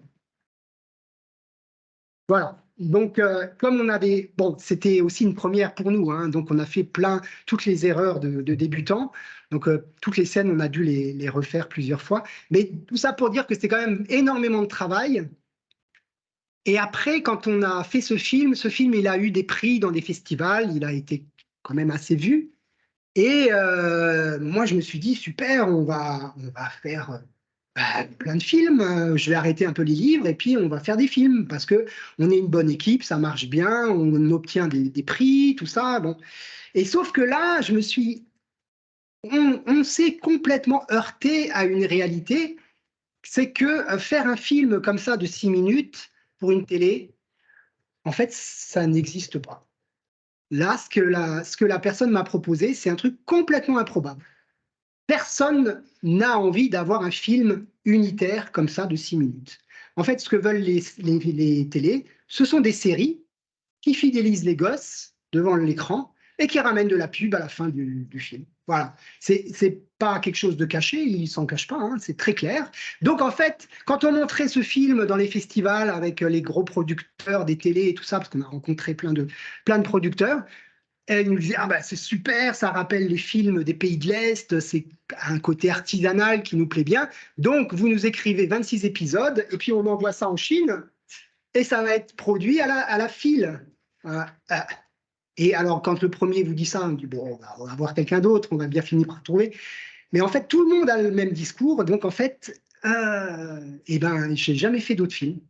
Voilà. Parce que bah, c'est quand même un gros budget hein, de travailler plusieurs mois à 4 personnes sur un projet. Et si on n'a pas quelqu'un derrière pour financer ça, bah, voilà, ça ne peut pas se faire. Bon, voilà, du coup, l'aventure. Question, mais vous avez mis combien de temps au final pour terminer ce film de 6 minutes? Alors, ben, plusieurs mois. Et puis après, il y a tout le travail de sonorisation qui est très, très important. C'est-à-dire qu'il y a un musicien qui a vraiment travaillé, qui a fait une musique originale, qui a fait toutes les onomatopées. Alors, c'est nous qui faisons les bruits, hein, mais bon, lui, il a mixé, etc., placé exactement. Donc, ouais, c'est plusieurs mois de travail. Je ne sais plus dire, mais voilà. Ça remonte quand même à quelques années. Hein, J'ai mis le lien dans la conversation Voilà. Donc, si vous tapez mon nom, vous tomberez sur, je crois que c'est le deuxième, le premier c'est Wikipédia, le deuxième c'est mon site. Et sur mon site, il y a une rubrique film d'animation. Donc, il y a ce film, puis quelques petits trucs que j'ai fait de mon côté. Voilà. Est-ce qu'il y a encore des questions concernant tout ce processus de création de livres? Non? Alors, on va passer à la deuxième étape. C'est l'animation. Ah, si je fais comme ça, voilà. Donc, pour animer un atelier, la première chose, évidemment, ça va être de faire une collecte, comme je vous disais avant. Et comme je vous le disais, si vous faites un appel à la générosité des parents, vous allez rapidement avoir plein de choses. Donc, j'ai fait une petite liste de ce que je demande en général. Évidemment, il n'y a pas besoin de tout. C'est juste pour avoir un petit peu une idée. Ce qui est important, c'est que vous disiez aux parents de ne pas ramener des gros trucs. Des fois, je me retrouve avec des bouts de mobilette. Donc, c'est vraiment des petits objets de récup. Même si c'est des objets en plastique, c'est pas grave, on fait avec ce qui est là, quoi. Alors, le premier travail qui est intéressant à faire avec les enfants, et particulièrement, je trouve, avec les maternelles, c'est un travail de classement. Merci.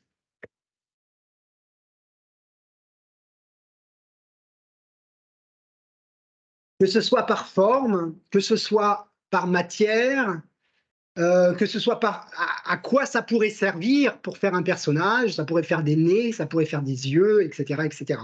Donc ça, c'est le premier travail. Hein. Et puis ensuite, on va partir sur une feuille blanche, format A3,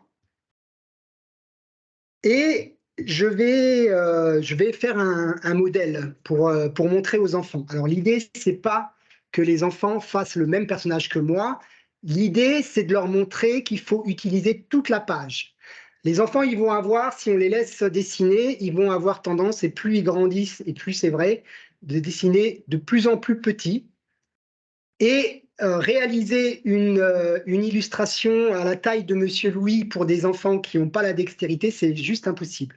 Donc, on part d'une grande feuille A3 et je vais leur demander de faire le dessin de leur personnage en utilisant toute la feuille, que ce soit dans la hauteur ou dans la longueur, c'est égal, mais en tout cas, que le personnage soit grand pour que ce soit facile d'utiliser le fil de fer par la suite. Voilà. Alors, vous voyez que c'est comme je vous ai montré avec Monsieur Louis, je démarre toujours par un dessin. Je démarre toujours par faire dessiner le personnage en dessin. Parce que si vous mettez des enfants face à un tas d'objets, et je parle des enfants, c'est pire avec les adultes, face à un tas d'objets, et vous dites, allez, vas-y maintenant, fais un personnage. Eh bien, les enfants, ils n'ont pas la capacité d'abstraction pour se dire qu'un boulon, c'est un œil. Un boulon, c'est pas un œil. Un boulon, c'est un boulon. Mais par contre, quand on met le boulon sur le dessin, sur l'œil du personnage, eh ben, c'est magique, mais le boulon, il perd sa fonction de boulon et ça devient un œil. Donc en fait, ce modèle, il est très important parce que ce modèle, il va permettre de s'accrocher au départ. Après, les enfants, ils vont comprendre, ils vont avoir saisi le processus. Mais au début, c'est très important qu'ils puissent se raccrocher à un dessin comme d'un modèle. Et pour les adultes, c'est pas la capacité d'abstraction qui pose problème, c'est plein d'autres freins, comme la difficulté de se lancer, la peur du regard des autres, etc., etc. Donc, quand j'anime des ateliers avec les adultes, on part aussi d'un dessin. Un dessin extrêmement simple. Hein. Même si c'est un bonhomme bâton, c'est pas grave. Je demande simplement qu'il y ait une tête avec un nez, des yeux, une bouche, et puis un corps. Voilà. Simplement, mais juste pour avoir quelque chose à quoi se rattacher au départ. Oui, bien sûr. Moi, j'ai pratiqué à cette démarche-là.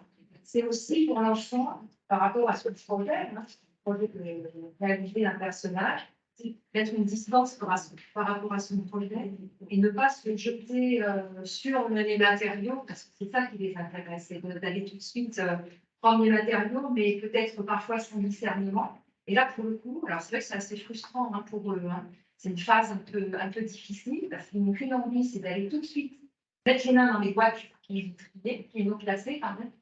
Alors que là, on prend un petit peu de temps, on met de la distance, on réfléchit à son projet, et seulement dans un second temps, on va pouvoir construire avec les différents matériaux. Donc, le personnage, en l'occurrence, c'est soit un humain, soit un animal. Ça c'est égal. Je les laisse choisir. Donc, voilà les enfants qui sont en train de... Là, on voit la gamine qui met de la couleur. Ce n'est pas du tout nécessaire. C'est simplement un brouillon. Voilà. Alors, ensuite, on va passer à l'étape avec du fil de fer. Alors, le fil de fer souple et qui garde sa forme. Alors là, je vous encourage vraiment à bien choisir votre fil de fer. Je vais ramener. Voilà, un fil de fer qui a exactement ce qu'il ne faut pas. C'est un fil de fer qui ne garde pas sa forme. Donc ça, vous êtes sûr que là, l'heure va être vraiment très, très longue. L'atelier va être pénible. Donc, voilà, il y a toutes sortes de fils de fer qui sont souples et qui gardent leur forme. Et alors, moi, je pense que le plus simple, c'est de prendre du fil de fer électrique qui est gainé. Il est gainé de plastique. Moi, ce n'est pas un fil de fer avec lequel je travaille. Mais l'avantage, c'est que les enfants, ils ne risquent pas de se piquer avec ça. Voilà, il est protégé par le plastique. Donc, c'est très souple, ça garde sa forme. Voilà, aucun problème avec ça. Ça s'achète par bobine de 100 mètres. Vous en avez pour un moment, ou 50 mètres. Pour une classe, 20 mètres, ça suffit. D'accord? Voilà. Donc, essayez bien le fil de fer avant de démarrer. Et puis, voilà. Donc, les enfants vont réaliser la tête de leur personnage avec le fil de fer, comme je vous ai montré, Monsieur Louis. Alors ça, c'est une étape où ils ont, surtout pour les petits, où ils ont besoin d'aide parce que souvent, le fil de fer est trop long et ils ne comprennent pas qu'on peut le chevaucher. Et en fait, ils mettent les deux bouts ensemble. Ah, mais c'est trop grand, c'est trop grand. Ben oui, c'est trop grand, alors comment on va faire? Voilà, donc c'est souvent une étape où c'est bien d'avoir un parent ou une ATSEM qui peut aider, et on est à plusieurs à les aider à faire leur tête. Pour les petits, je parle, les grands n'ont pas besoin de ça. Voilà, et puis ensuite, ça va être, voilà, maintenant que tu as la tête de ton personnage, qu'est-ce qui pourrait faire des yeux? Alors j'encourage toujours à chercher plein de choses, à ramener plein de choses. Il y a dans la classe un endroit où sont étalés sur des tables tous les objets qu'ils ont ramenés, qu'ils ont classés, et puis de prendre plusieurs yeux différents pour voir qu'est-ce qui est le plus intéressant, qu'est-ce qui leur plaît le plus. Ah oui, là, j'avais quand même encore un enfant qui utilise la pince. Donc, moi, en maternelle, je leur donne la pince. Je les aide s'ils n'ont pas assez de force. Mais ils sont capables de couper le fil de fer, même en maternelle. Alors, là, je vous montre des exemples où on n'a pas utilisé de fil de fer pour faire la tête. Parce que ça, c'est ce qui correspond le plus à ce que moi, je fais. Mais on peut très bien imaginer d'autres objets pour faire le contour de la tête. Alors là, par exemple, on a utilisé alors ça, ce sont des enseignants qui m'envoient des travaux. Là, ils ont utilisé une chaîne. Là, c'est pas le fil de fer, c'est une sorte de dessin dans l'espace, mais on peut très bien partir de quelque chose de plein, un couvercle ou je sais pas. Voilà. Et alors là, j'ai des images qui sont vraiment intéressantes parce que ce sont des travaux qui ont été réalisés pendant le confinement.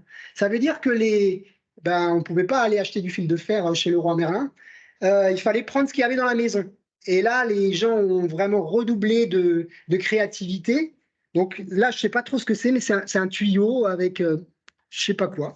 Je ne sais pas très bien ce que c'est comme objet. Voilà, ça c'est quand même assez fort, hein. Là, un casque qui fait le tour de la tête, c'est assez génial.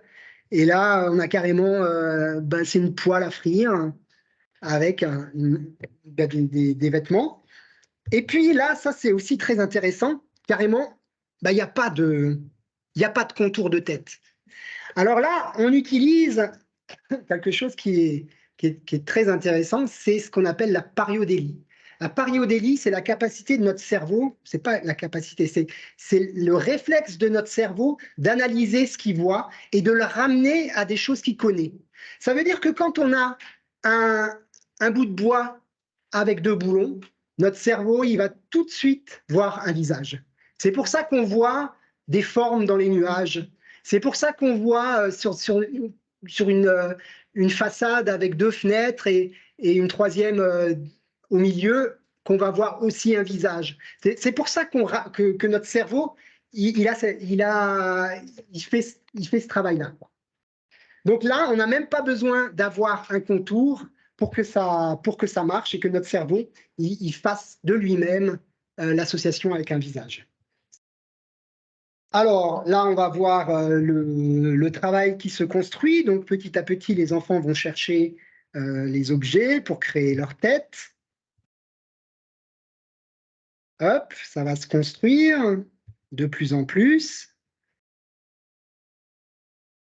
De plus en plus. De plus en plus. Ouais, alors ce qui est bien, c'est d'avoir des ciseaux qui coupent pour pouvoir aussi travailler avec le tissu, pour faire le corps, etc. Parce que souvent, avec leurs petits ciseaux à bourron, là, on galère avec le tissu. Et puis, les enfants vont faire des allers-retours entre leur production et la table. Puis, ça va devenir de plus en plus fourni, parce que, évidemment, à un moment, le petit personnage qu'ils ont dessiné, ils vont avoir envie d'aller plus loin, de rajouter un personnage secondaire, de rajouter un décor, de lui rajouter des accessoires, etc. Donc voilà, le personnage de lui-même, il va s'étoffer. Alors, l'étape suivante, ça va être de prendre des feuilles A3 de couleur et puis un appareil photo. Alors, ça peut être un téléphone, bien sûr. Alors, l'idée, c'est que les enfants prennent les éléments de leur dessin, enfin, de leur création, et puis le mettre sur une feuille de couleur pour qu'on n'ait plus le dessin en dessous, pour qu'on puisse prendre une bonne photo. Voilà, pareil.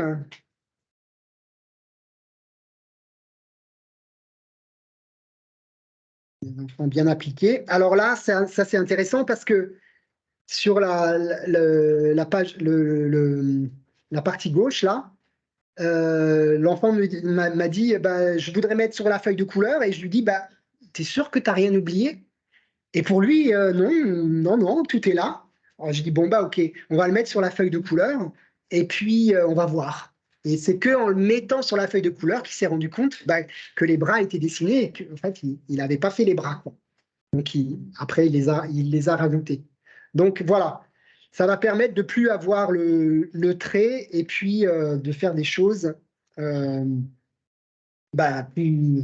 plus intéressantes et qu'on peut photographier. Bon, alors je vous ai mis quelques exemples à la fois des personnages et à la fois des humains et puis des animaux. Alors là, parfois, quand on met sur la feuille de couleur, les objets se perdent parce qu'ils sont ton sur ton.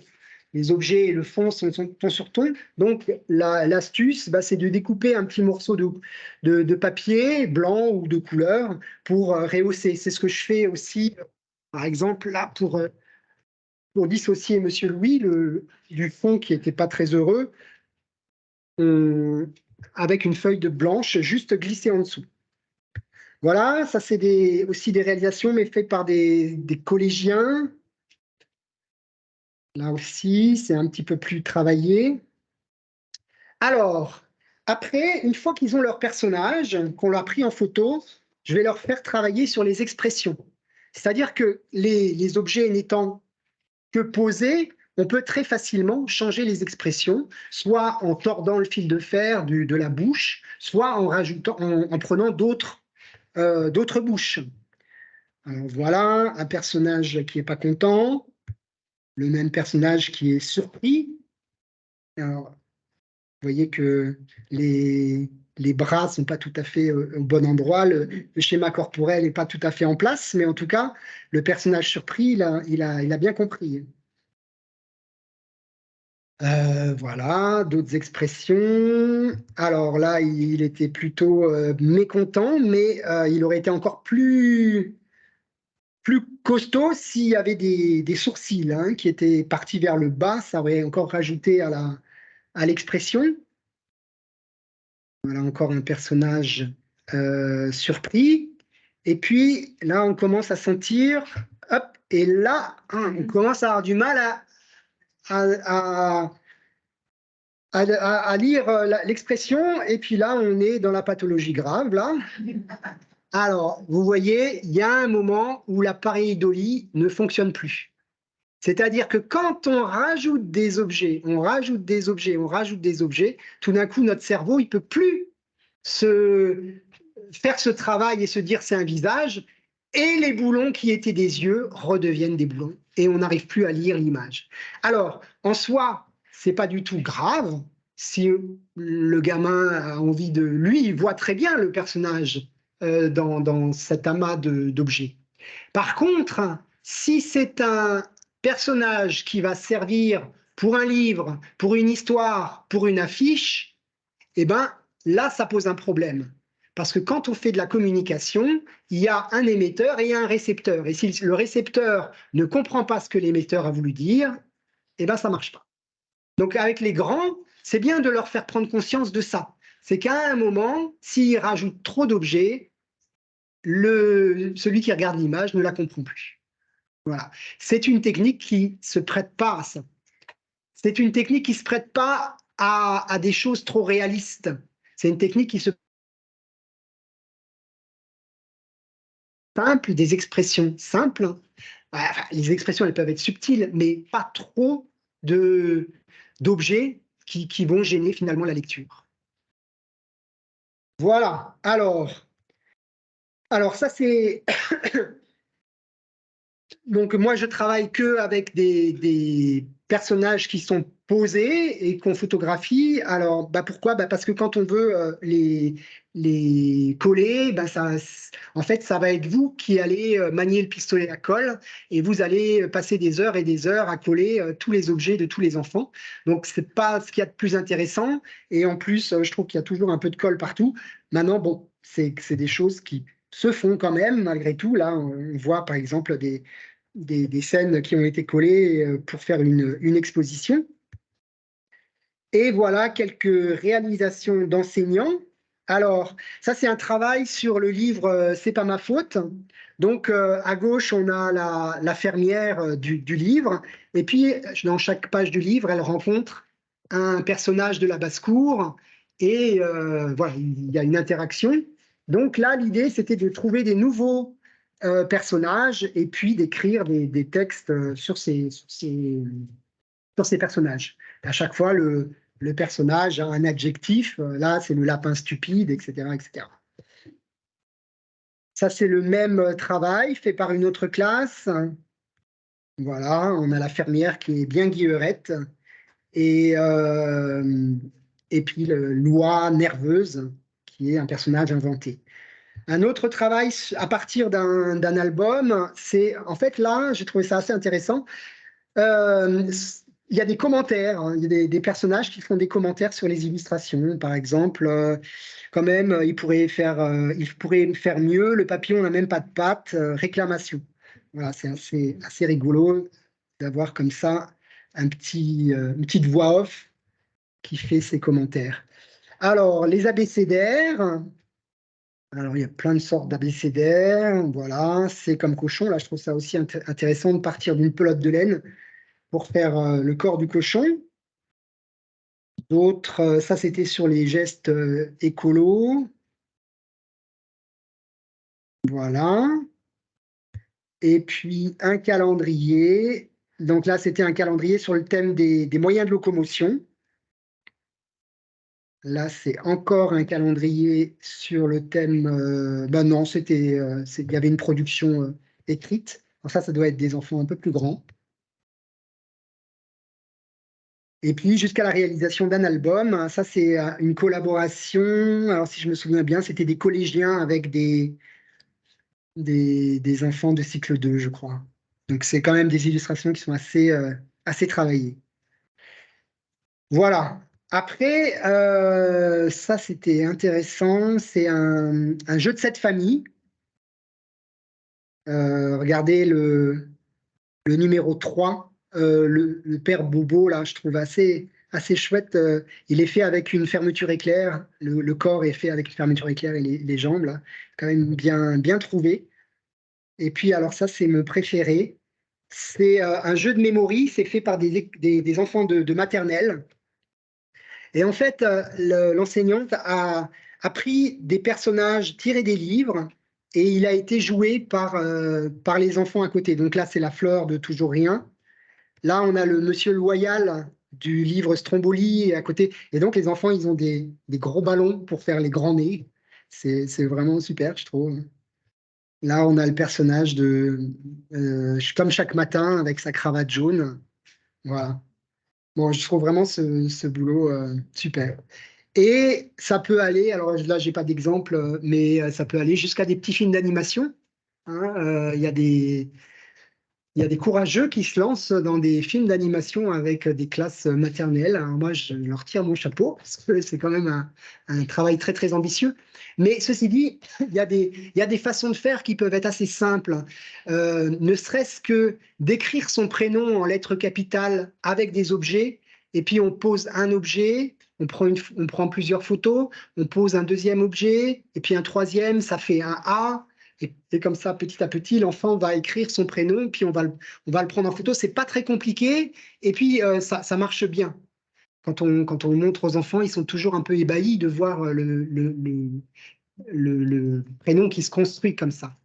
Et puis, on peut aussi avoir quelque chose qui est plus simple que d'avoir les objets qui...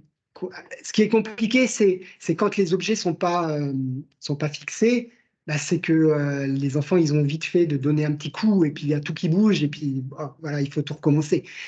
Donc, en fait, on peut aussi filmer les mains qui bougent, les objets. Et puis les mains s'en vont, et puis hop, on a une scène. Et puis hop, après on vient, puis on fait les scènes clés comme ça. On fait Monsieur Louis qui creuse, on fait Monsieur Louis qui jette la graine, et on enlève, et on voit tout ça. C'est en direct, et en même temps, les enfants racontent l'histoire. Ça, je l'ai vu faire, et je trouve que ça, c'est plus facile, c'est moins fastidieux, moins long, et ça donne un résultat qui est vraiment chouette. Voilà. Je crois que je vous ai dit tout ce que j'avais à vous dire. Donc maintenant, si vous avez des questions, des précisions, je me tiens à votre disposition pour y répondre.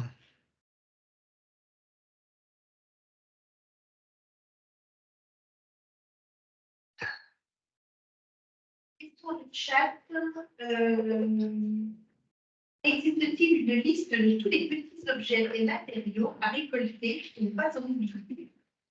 Alors moi, j'ai une liste que je fournis aux enseignants, qui est une liste qui n'est pas exhaustive, qui est une liste où je dis bien, attention, si vous n'avez pas tout trouvé, c'est pas grave, c'est juste pour donner des idées. Si cette personne veut absolument cette liste, sur mon site, en haut à droite, il y a un contact dans le ballon là. Le personnage, il tient un truc, il y a un contact. Si vous cliquez là-dessus, vous tomberez directement sur mon email. Donc, vous pouvez me contacter via cet email et je vous fournirai la liste, il n'y a pas de problème. Maintenant, franchement, ce qui est important, c'est d'avoir du fil de fer souple et qui garde sa forme. C'est d'avoir une pince coupante pour 5 enfants à peu près, et puis d'avoir un appareil photo ou un téléphone. et des feuilles A3 blanches et de couleur. Voilà, pour faire le dessin, et puis après pour mettre les objets sur les fonds de couleur. Ça, c'est le plus important, sinon le reste, tous ces petits objets sont les bienvenus. Mais je peux fournir cette liste à qui veut. Et intervenez-vous dans les écoles? Vous avez vu que oui, et à quel tarif? Alors, je suis hors de prix. Non, alors, moi, j'ai beaucoup fait d'animation. Hein, j'ai fait des animations pendant 15 ou 20 ans. Maintenant, je fais plus d'animation dans les écoles. Bah, c'est bête parce que j'ai pas les coordonnées. J'ai une assistante qui m'a suivi pendant pas mal de temps dans les écoles et à qui j'ai donné tous les documents pour expliquer comment je travaille et qui sait parfaitement comment animer un atelier. Voilà, elle fait exactement ce que moi je fais, sauf que c'est pas moi. Voilà. Est-ce que vous pourrez m'envoyer son mail? Oui, alors c'est dommage parce que normalement j'ai ses coordonnées à la fin, mais sauf que c'est pas le bon. Là, elle s'appelle Sarah Bourdarias et voilà, c'est quelqu'un vraiment en qui j'ai toute confiance, qui intervient régulièrement dans plein d'écoles et qui est super avec les enfants. Voilà, et il n'y a aucune restriction. Moi, les seules fois où j'interviens, c'est quand, en fait, maintenant, à un moment, j'ai arrêté de bouger parce que je faisais que ça et que j'arrivais plus à bosser, j'arrivais plus à suivre un travail créatif. Donc, à un moment, j'ai décidé de ne plus me déplacer que quand j'installe des grosses expos. Et donc, dans ce cadre-là, quand je suis sur place pour les installer, il m'arrive d'intervenir dans des classes, mais maintenant, j'interviens surtout avec des adultes. J'anime des ateliers avec les adultes, parce que là, tout ce que je vous expliquais, ça reste somme toute très théorique, et il n'y a rien qui remplace le fait de mettre la main à la pâte et puis de tordre le fil de fer et de se rendre compte de ce qui pose problème, ce qui peut poser problème avec des enfants, et voilà. Et puis aussi, pourquoi est-ce qu'un personnage fonctionne? Pourquoi est-ce que avant ça marche pas? Voilà. Il y a des trucs, si on ne les a pas testés, c'est difficile de se rendre compte. Souvent, les, les personnages ont des yeux vides. Voilà, des capsules ou des choses comme ça. Ben, il suffit de leur rajouter des pupilles pour que tout d'un coup ils prennent vie et qu'ils soient beaucoup plus expressifs. Voilà, c'est bête, mais tant qu'on l'a pas expérimenté, bah voilà, on ne s'en rend pas compte. Voilà, il y a des petits trucs comme ça. J'aurais adoré faire des ateliers avec vous, mais voilà, c'est pas possible avec des grands groupes, donc peut-être une prochaine fois. Une question sur la question des émotions, parce que, en fait, le fait que les personnages ne sont pas tous les. En fait, est-ce qu'il n'y a pas des moments où les enfants s'attachent à leur personnage, à ce qu'ils dégagent, à leur vie, puisqu'ils prennent. Mais sûr, c'est sûr. Et accepter qu'on va le décrire, en fait. C'est très frustrant. C'est très frustrant, hein, je suis d'accord, hein, je suis complètement OK avec ça. Et ben voilà, ben, c'est comme ça. Et c'est pas, on le casse pas pour le casser, on le casse parce que les objets vont retourner dans le pot commun et vont servir pour les classes qui suivent. Voilà, c'est le pot commun. Et ce qui est important pour moi, c'est pas que les enfants repartent avec une enveloppe avec leurs objets dans l'enveloppe. Ce qui est important, c'est qu'ils aient compris la démarche et qu'ils puissent à la maison récupérer des petits objets et puis faire leur personnage. Parce que une fois qu'ils ont compris, il n'y a rien qui les empêche de redémarrer, de recommencer. Hein. Alors oui, c'est frustrant, mais après, on est dans une société où il y a tellement d'objets. Pour une fois, si on peut repartir sans rien, juste avec la photo, ben, on apprend des photos quand même, on a une trace quand même. Et puis avec le souvenir de ce qu'on a fait, bon, je trouve que c'est déjà pas mal. Et donc, moi, j'ai pas d'originaux. Hein. Une fois que c'est photographié, ça disparaît. Et donc, vous ne verrez jamais des originaux de mes livres. Avant, on avait les hectachromes. Mais maintenant, on n'a même plus les hectachromes. On a des fichiers numériques maintenant.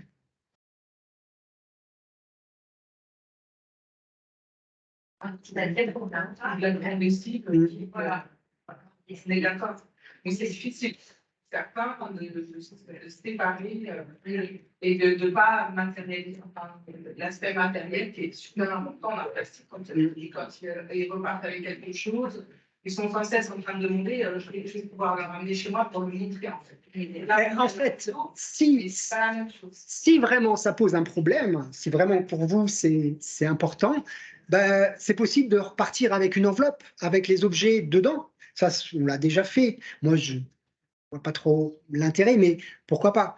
Donc voilà, chaque enfant repart avec une enveloppe, avec ses petits objets, puis peut les reconstruire et les montrer aux parents. Tout à fait.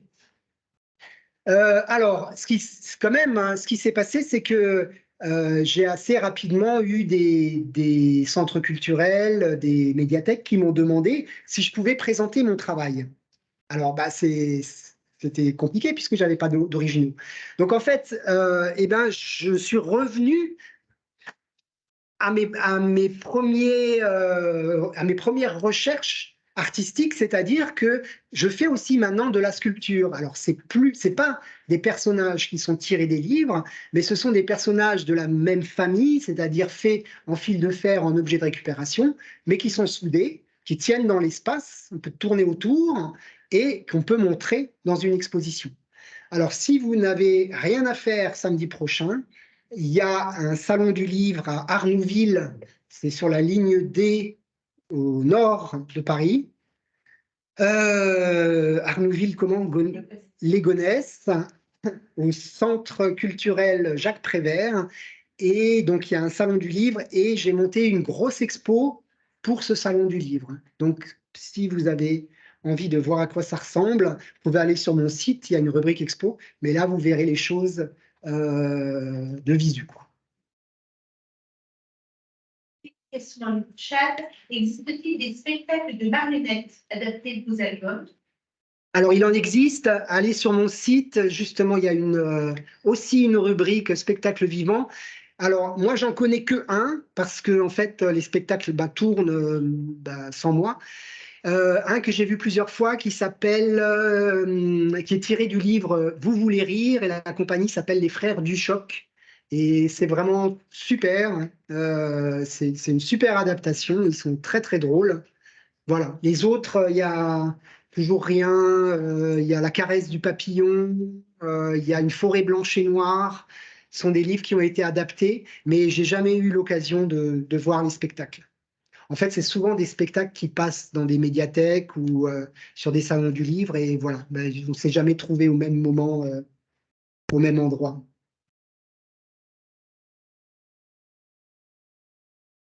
Une collègue de la Guadeloupe qui demande si vous y seriez, si vous pourriez aller jusque là-bas. Est-ce que vous avez des ateliers durant l'été? Ah, durant l'été, je suis indisponible, ça c'est sûr.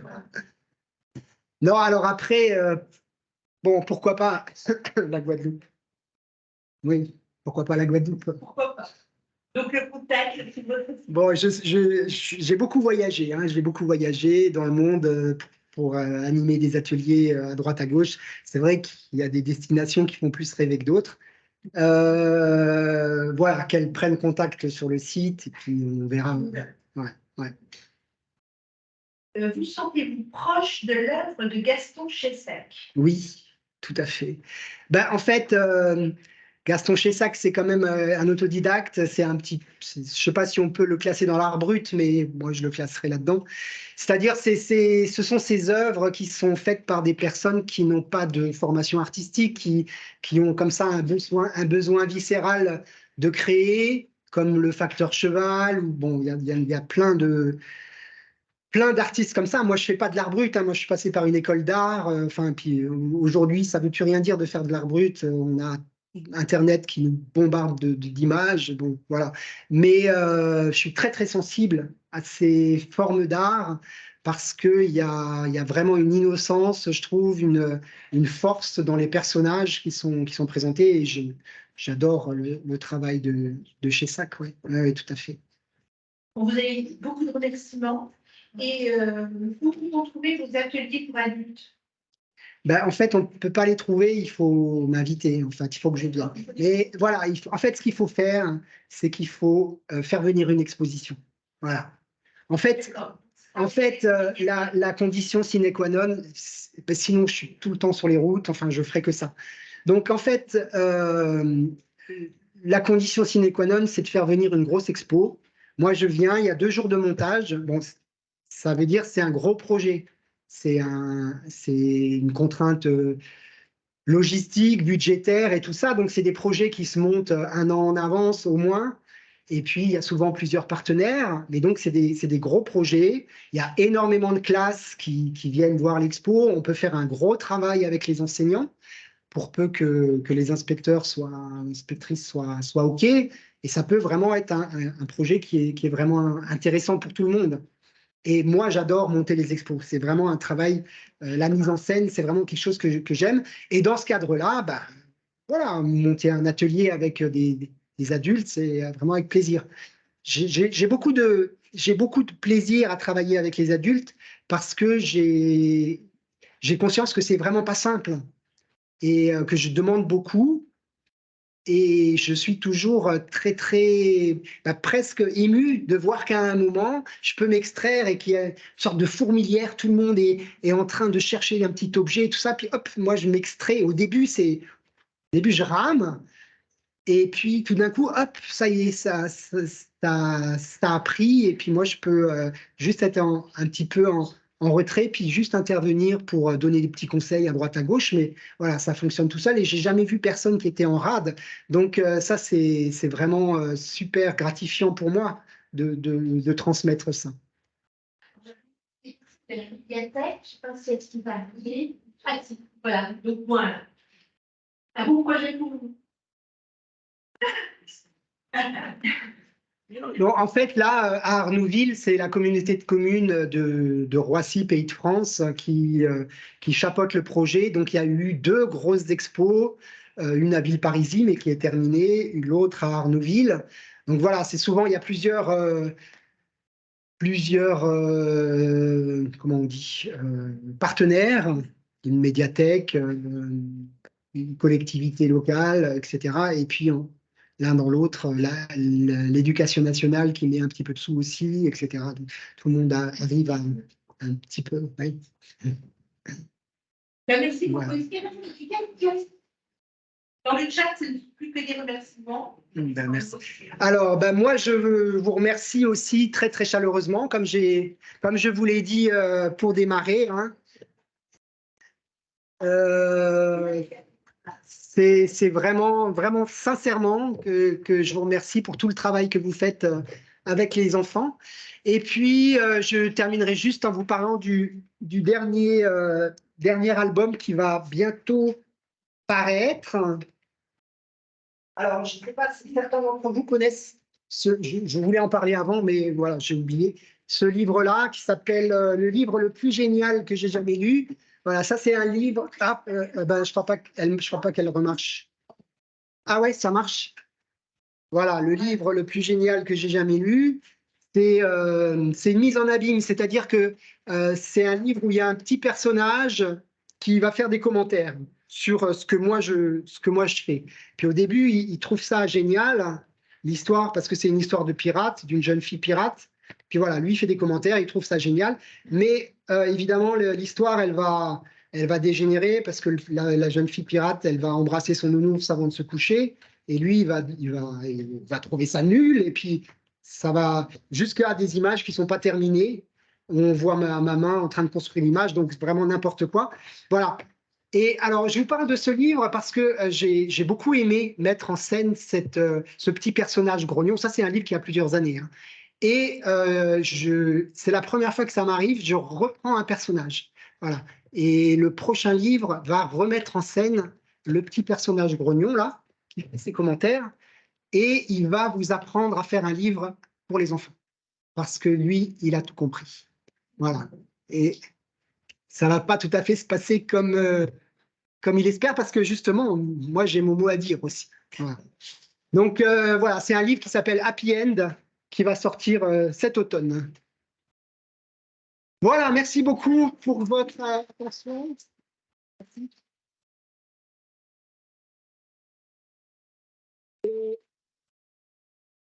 J'ai toujours vécu avec des enseignantes et je sais comme votre travail est compliqué et j'ai beaucoup de considération pour votre travail. Voilà, merci.